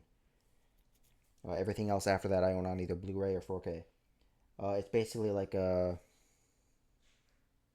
I don't know, they're trapped in the woods and there's a bear following them, I guess. And check out the cast. You got James Marsden, Thomas Jane, and Billy Bob Thornton. So this movie features Cyclops, the Punisher, Bad Santa, and a bear. Give me my money. I was gonna say give me my money. No, take my money. That's how you say that. Insidious. I tried watching this once. I got too scared and I turned it off. Jackass the movie, unrated. Yeah, it's Jackass. If you grew up in the 2000s, you know it. JFK. This is the director's cut version. It's like 3.5 hours long. Really looking forward to checking this movie out. The only thing is the disc is just a little too scratched for me to feel confident in it.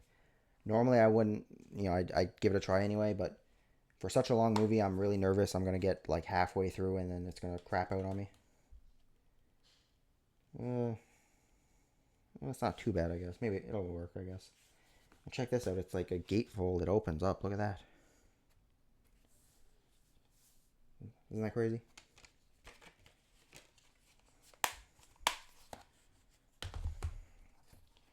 Next up, we got Killer Movie. Some type of thriller about a reality show or something. Kung Pao Enter the Fist. So there were two of these type of martial arts parody movies that came out in the early 2000s. There was this one and another one called Kung Fury. One of them was good and one of them was bad. So I bought this, wasn't sure which one it was, and then I saw the cow on the back and I'm like, oh, it's the bad one. Really interesting thing though, look how fucking red that disc is. Isn't that the reddest thing you've ever seen? It in person, it's like, whoa. It's like I'm not used to seeing such an intense color. We got Laser Mission.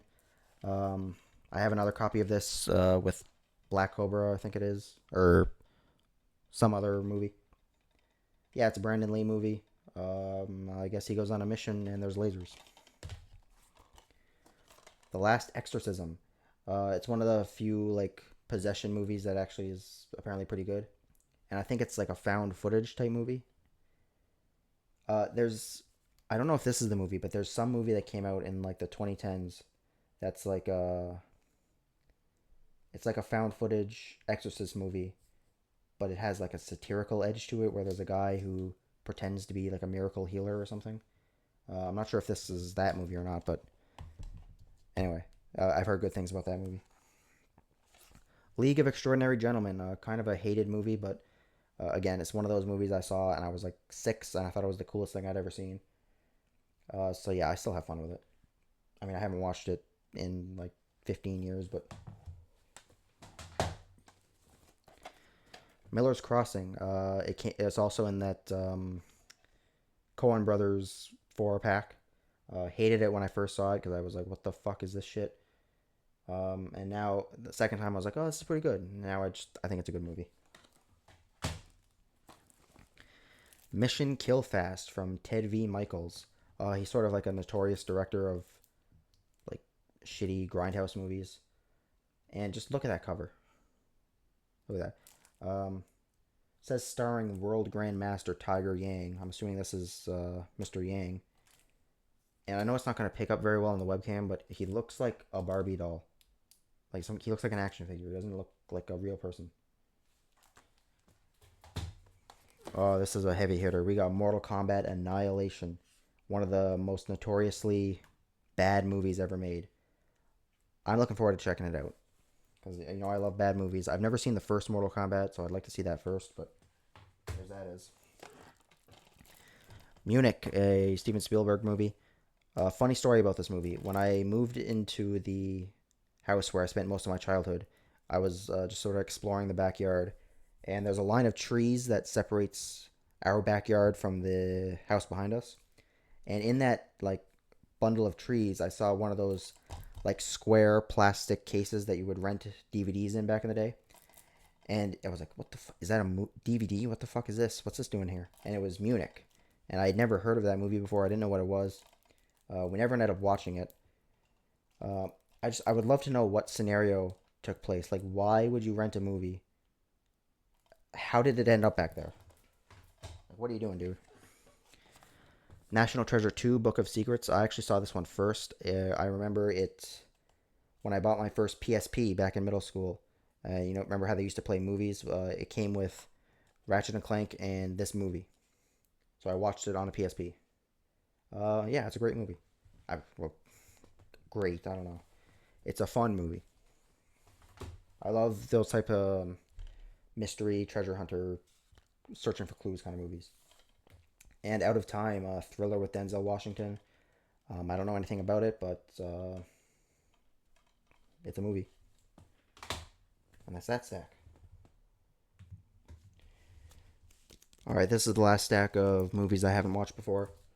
It's P through W. I got a lot of P's here. Got Panic Room, David Fincher movie. Never saw it. Always want to check it out. Paranormal Activity 1. Like one of the scariest movies ever made, people were saying when it came out. Pathfinder, some kind of dark fantasy movie with Carl Urban. Another one from Blockbuster. $14.99 you used to pay for used DVDs back in the day. Isn't that crazy? There's another Blockbuster sticker just telling you the name of the movie in case you couldn't read the front.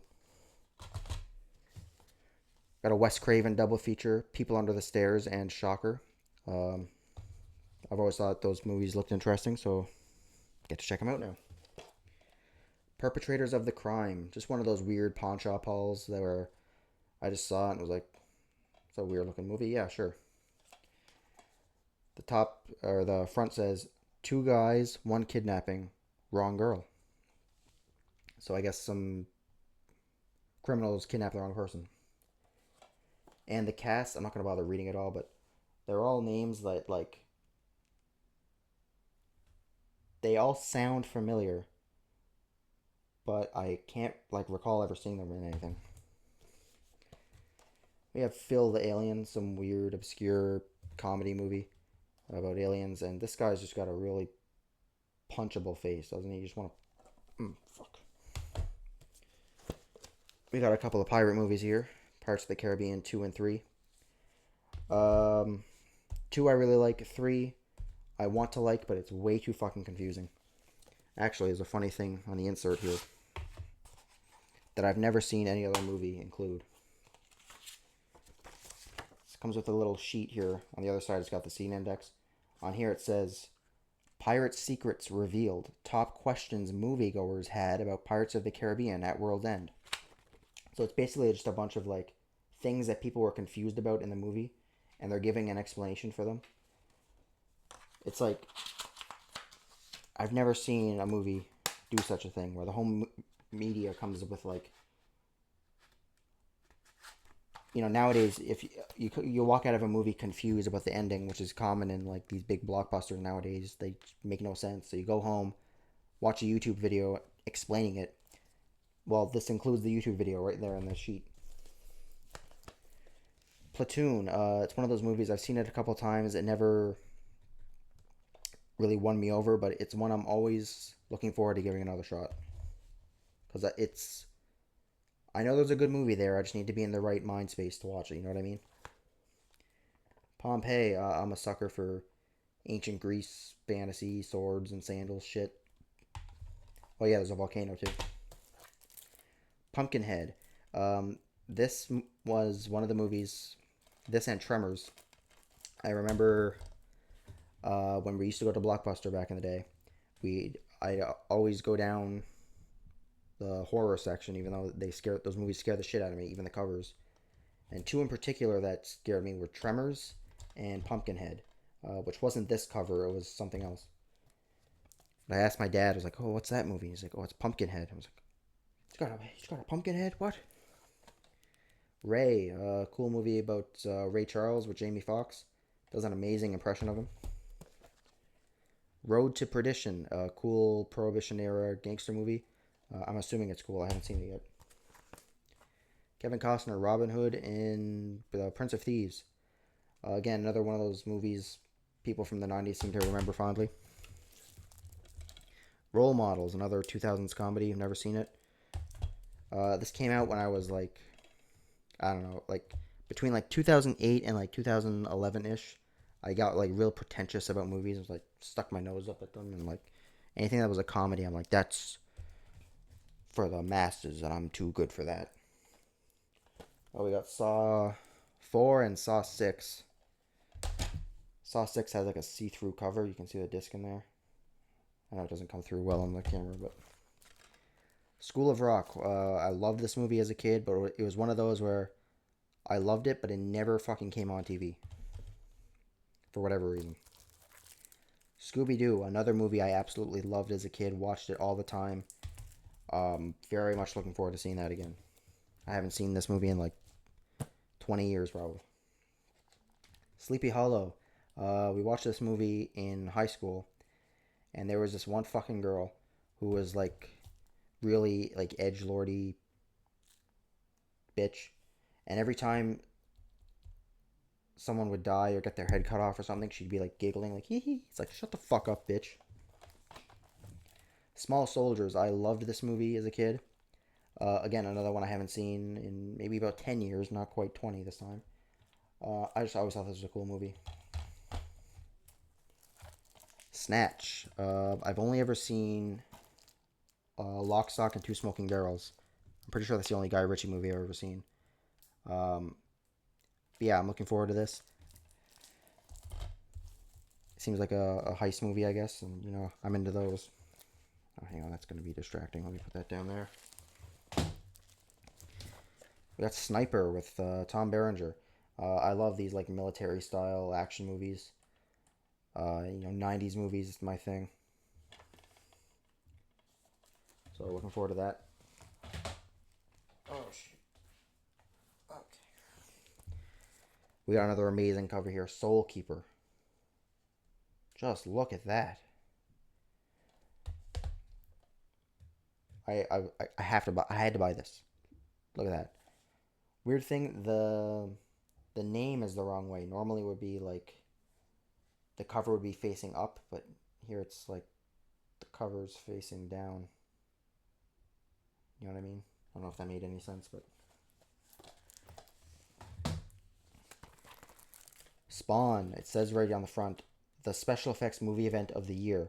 If they meant the worst special effects ever, then yeah, they're right. Yeah, I'm looking forward to checking this out. I love bad movies, and I'm a sucker for those like early era like shit tier comic book movies. I get a kick out of those. Strike Commando, super cheesy Rambo ripoff, starring Red Brown, who was like a football player or something. Yeah, there's some scenes in this that are like kind of become memes. Really looking forward to checking this out. Team America, World Police. I actually tried watching this movie when I was a kid, and I think it got to like the puppet sex scene or whatever, and my mom made me turn it off.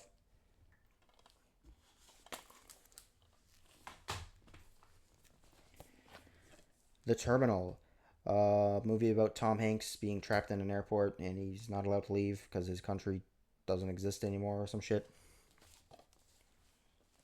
He basically like lives in the airport for a while. The Time Machine. I remember I watched this movie on TV once. I was like, oh, that sounds like a cool movie. And then as it went on, it just seemed like such a cheap like made for TV type of movie. Um, I don't know. It'll be fun to watch again. Tower Heist. I love heist movies. I like most of the cast here, so should be fun. Underworld. I'm a sucker for those gothic style thriller movies, so looking forward to checking that one out. Ooh, a Van Damme double feature. We got Black Eagle and Lionheart.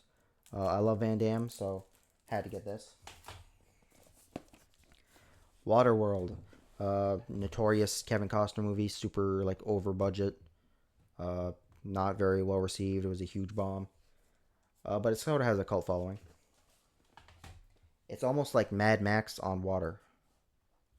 In terms of like the setting. The Watcher, some kind of I guess like a serial killer, thriller type movie.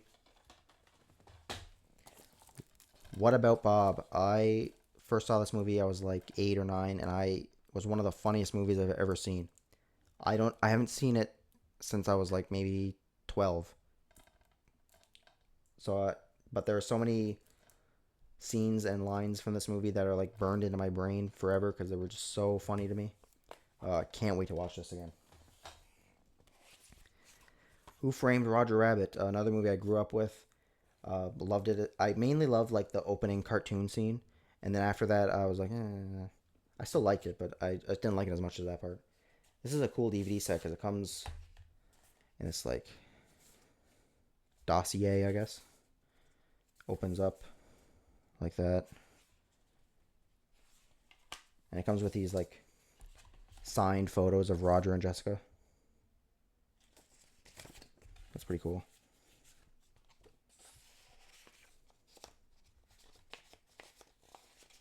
I can get the fucking things back in. There we go. Alright, last movie for the stack is Without Limits. Some kind of like marathon runner movie with Billy Crudup or Crudup. I don't know how you say his name. Yeah, I like sports movies, so there's one for you. I don't know why I bought it. Well, because it's a movie. That's why I bought it. Alright, that's it for that. I have one little section left in my closet in my bedroom, so let me get those. Alright, so the movies I have in my closet, it's all like TV series and like duplicates, and it's just stuff I don't really know if I have room for. Some of these I was like considering getting rid of, but we'll see. We have Looney Tunes Spotlight Collection. Love Looney Tunes, so there you go. Mr. Bean, the whole bean, for a British TV show. That's probably what, like 10 episodes. With British TV shows, it's either 10 episodes or it's like 5,000. There's no in between. We got Viva La Bam seasons 2 and 3. Again, early 2000s nostalgia here. I don't know when the hell I would ever watch this. If I'm in the early 2000s mood, then sure, but uncensored it says. We got Wayne's World 1. It's a duplicate. I have the double pack with 1 and 2, so it's there for now. Snake and the Eagle's Shadow, a cool Jackie Chan movie. It starts skipping at the end, so I figure once it starts skipping, like, it's over. It's only going to get worse. Well, I might as well just get rid of it. Lord of the Rings, this crappy 3-pack here. I have it on 4K now, so I don't need that. This Stanley Kubrick 3-pack, 2001, Clockwork Orange, and The Shining. I don't really care for these two. I mean, they're good, but it's just not the type of thing I'd watch over and over. The Shining I like a lot more, so I'm just going to get that individually. Zardoz. I'm a sucker for 70s cheesy sci-fi. This was so fucking boring, I couldn't even finish it. It has a really cool twist about halfway through, and it like sort of regained my interest for a little bit, but it doesn't really add a lot to the movie, and I couldn't finish it. It was so boring. Westworld, a really cool concept for a movie where it's like a Western themed theme park, and all of the like Western people are robots, and they start to go crazy and attack the visitors. It takes like, this movie's like an hour and a half, under an hour and a half, and it takes like 45 minutes for that to happen. 12 Angry Men, one of the greatest movies ever made, just flawlessly executed. The acting, the writing, everything. I don't need to tell you, it's 12 Angry Men, come on. The Batman Superman movie, this is actually like it's 3 episodes of the show, like Batman or Superman, the animated series, stitched together into a movie. I remember renting this from Blockbuster a lot as a kid, so I saw it at the grocery store and I picked it up. We got a Killer Creature double feature with Blood Creature and Werewolf in a Girl's Dormitory. The Blood Creature is your typical like mad scientist B movie. Werewolf in the Girl's Dormitory is not bad. The story is actually kind of like not bad in that movie. Casablanca, one of the all-time greats. Don't need to tell you anything about that one. North by Northwest. I like this movie. It's a little too slow for my liking. And whenever they try to inject romance into a non-romance movie, I just lose interest. Tenet. I definitely didn't dislike it. But I wasn't like super into it either. The car chase in this movie was so fucking disappointing. When I saw the trailer for this movie, and I saw like the cars flipping up like backwards and then driving in reverse, I'm like, oh my god! A fucking like epic highway chase scene from Christopher Nolan. This is gonna be fucking awesome. And it wasn't. It's just 2 cars driving in a straight line beside each other. That's not a car chase, that's just traffic.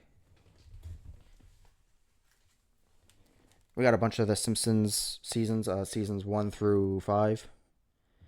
Yeah, I've watched the first 3. I haven't watched 4 and 5 yet. I mean, I've seen the episodes before, but just not on this DVD set. Love the Simpsons. I'm a white guy on the internet. Of course I like the Simpsons. The first 3 seasons of Seinfeld. Again, love this show. I'm a nerdy white guy, so of course I do. Next we have Dune, the 2000 miniseries. Pretty cool adaptation of Dune. It's like just under 5 hours long. A little too long for my liking. It's just a little too slow. But it was good. The actor who played Harkonnen in this movie was fucking awesome. He did a great job in. He did a great job in that movie. All right, here's the last of it. We got Jaws of Death, crappy shark movie where you barely even see the shark. King Kong versus Godzilla, the original. This was my first time seeing a like actual Japanese Godzilla movie, and it was so fucking boring. This movie is what, like 95 minutes long. There's maybe 5 minutes of Godzilla in this movie. Like, people complain about the new ones for not having enough Godzilla. What the fuck about this? Oh, it was so fucking boring. Saturday Night Fever, the movie that really popularized disco and launched John Travolta to superstardom. Pretty cool movie, actually. Cool dancing scenes in it.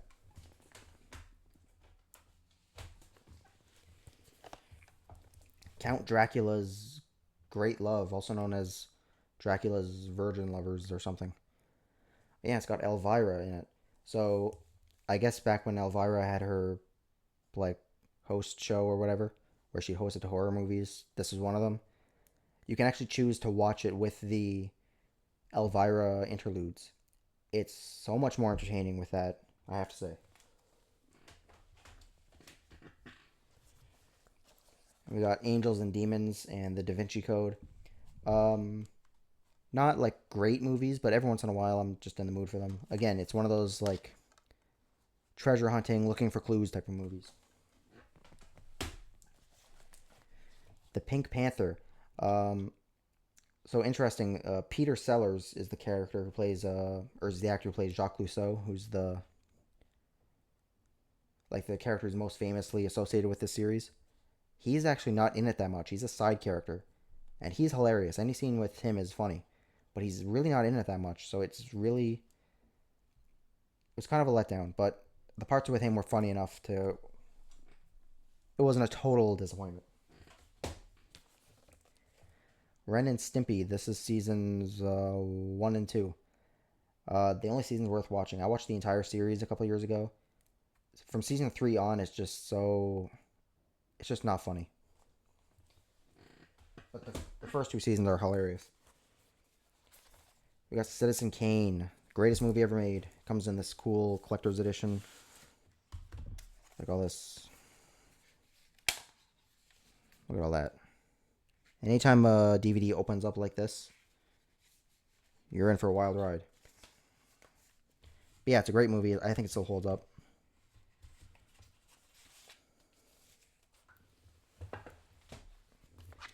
Deliverance, really fucked up movie about people who go camping and doesn't go very well.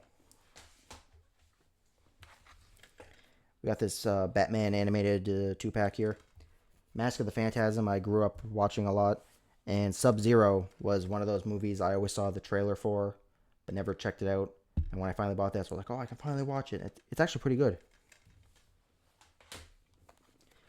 Carrie, the original, the first Stephen King movie adaptation. It's pretty good. It's not one I'm totally enamored with, but it's not bad. The Lego movie. I remember, like everyone else, when this movie was first announced, I'm like, oh my, this is gonna suck. And it was really funny. Kingsman: The Secret Service. I watched this movie when it came out. I remember the church scene and basically nothing else. We got the first 3 seasons of The Dukes of Hazzard. Yeah, I'm not really like I remember watching the show, reruns of it with my dad back in the day. Um, I'd be interested in checking them out. I'm just not really that into TV series. Like I never am in the mood to watch them. Godzilla King of the Monsters from 2019. This movie sucks. I got so fucking bored. I started fast forwarding through to the monster scenes, and even those suck. They're boring. Like, how do you make a giant monster fight boring? And Godzilla sucks in this movie. He gets his ass kicked the entire movie. Xena, Warrior Princess. I watched like the first couple episodes of this. This is the season 1. It's a fun little show. I'm not super into it, but it's fun enough. Demolition Man, the Clipper case. I have it on Blu-ray now, so I don't need this, but because I love these Clipper cases, I might just keep it. And finally, Bonnie and Clyde. Is that upside down? Yeah. I don't like this movie. It's boring as fuck. I appreciate the impact it had, and I like parts of it, but I just find it boring. It's one of those movies that, like, film critics will tell you, oh my god, it's the most amazing, powerful movie ever, and you watch it, and it's like 10 minutes of people talking about their relationship, and it's like, oh, for fuck's sake. Get to the fucking bank robberies already. Alright, so we're almost done here, but I have some VHS tapes I want to show you. Alright, finally we have the VHS tapes. I don't have a VCR right now, but I would like to get one at some point. Check these out. We got Toy Story 1 and 2. I found those at a yard sale, and they were in like near flawless condition, so I was like, I gotta get these. They were like 25 cents. We got RoboCop 3.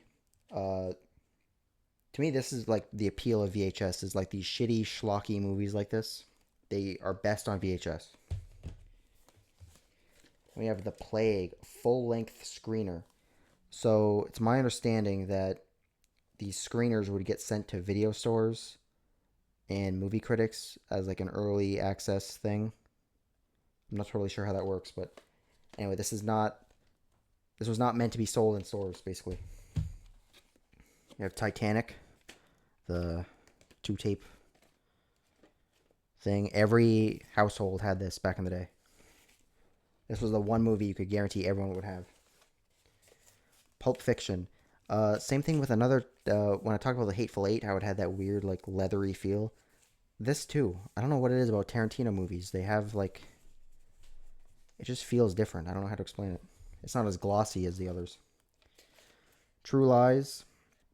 Yeah, not much to say about it. I already mentioned it before. Batman Forever. This is how I always watched it as a kid. I can't believe I'm saying this. I never noticed the Batmobile is there. It's so dark, it just blends in. I never noticed somehow. Steven Seagal on Deadly Ground. I heard it says Warner Brothers hits. Like, yeah, I'm sure this movie was a hit. We got Dracula on widescreen. I didn't even know that was a thing. Widescreen VHS. Yeah, pretty cool. Again, I already own that movie on DVD. Forrest Gump. Believe it or not, I don't think I've actually seen Forrest Gump all the way through. I've definitely seen like the first half of it or so. Yeah, I have not actually like sat down and watched this movie all the way through. I highly doubt this is going to be my first time watching it. And finally, we have Basic Instinct. I feel like I remember seeing this in my parents' VHS collection back in the day. I mean, just based on that cover, I would have had no interest in watching it because, I don't know, that's not fucking Batman or Spider-Man or anything. And that's it. That's the entire movie collection. Thank you very much for watching, if you stuck through to the end. Be sure to subscribe for more movie-related content, and I'll catch you later. Alright, y'all, this is a last-minute update to my movie collection. I just bought some more movies. This big-ass bag of movies here. Pull that out. Oh, fuck. Oh, yeah. Look at all this. All this for $20. Holy shit, man. We have Made, some kind of mobster comedy with Vince Vaughn and Jon Favreau. Bulletproof Monk, another one of those super cheesy 2000s movies. Titan Maximum. I have no idea what this is. It looks like some kind of like claymation show. It says Adult Swim on the bottom, so and for something. We have The Phantom Planet and The Phantom from Space. I already have Phantom from Space, I believe. It's that one with the That alien, he looks like he's doing this. Phantom Planet has a really goofy looking monster on the back. I know you probably can't even see that, but I assure you it's silly looking. Monty Python and the Holy Grail. This is a classic I've never seen. So this will be my first real Monty Python movie, if you don't count Meaning of Life. So we have this movie. It's called General Stone. I assumed it was going to be some kind of military movie, but no, it's like a kung fu movie, which you know I'm all about.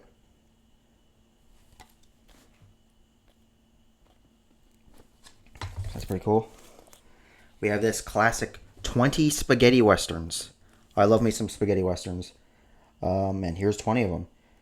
Looks like Lee Van Cleef is in a couple of these.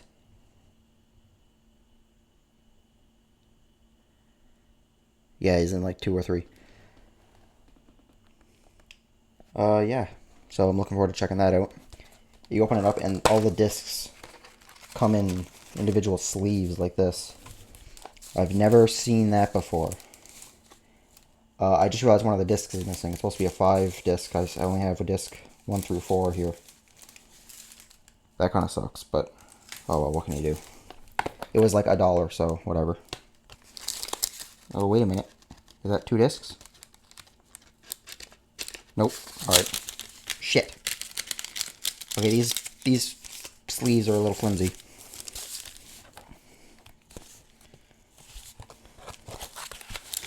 Alright, so it's actually 16 westerns. I'm fine with that. If I can fucking get this thing to close. Oh, for God's sake. Just get in there already, you jerk.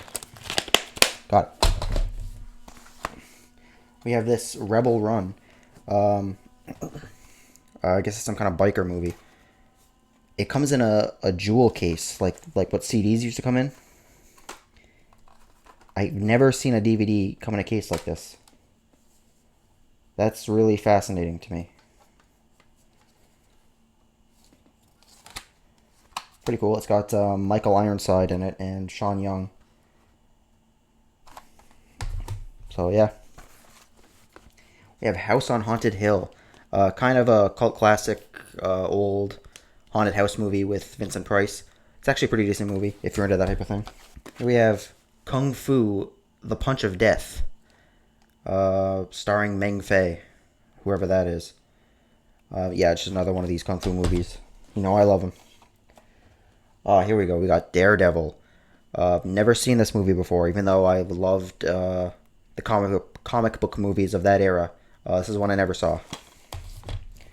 I remember my dad had a Daredevil t-shirt. I vaguely remember that. We have The Art of War 2, Betrayal with Wesley Snipes. I guess this is just some direct-to-video action thriller, so I'm a sucker for those. Here we have Ju-on, the original Japanese version of The Grudge. You know, they had The Grudge, the American Grudge there, and for some reason I didn't buy it. I don't remember why I didn't get it. We have a Robert De Niro 2-pack, The Swap and Born to Win. Never heard of these. Don't know if they're any good. Kangaroo Jack. Loved this movie as a kid. Looking forward to checking it out again. Be a fun trip down memory lane. Here we have a Alfred Hitchcock 2-pack, 39 Steps and The Man Who Knew Too Much. 2 of his lesser talked about movies, but from what I hear, they're still classics in their own right. DVD's not in the best shape. Although I love this tagline at the top. It says, 2 movies for 1 low price. And it's interesting. You can see the word double feature there. I don't know how well that's coming up, but the word double is more faded than feature is. So it's like half of the movie was in the sunlight and the other half wasn't. Hero of Shanghai, Shaw Legends Collection. Another kung fu movie. Again, you know I love those, so Had to pick that up.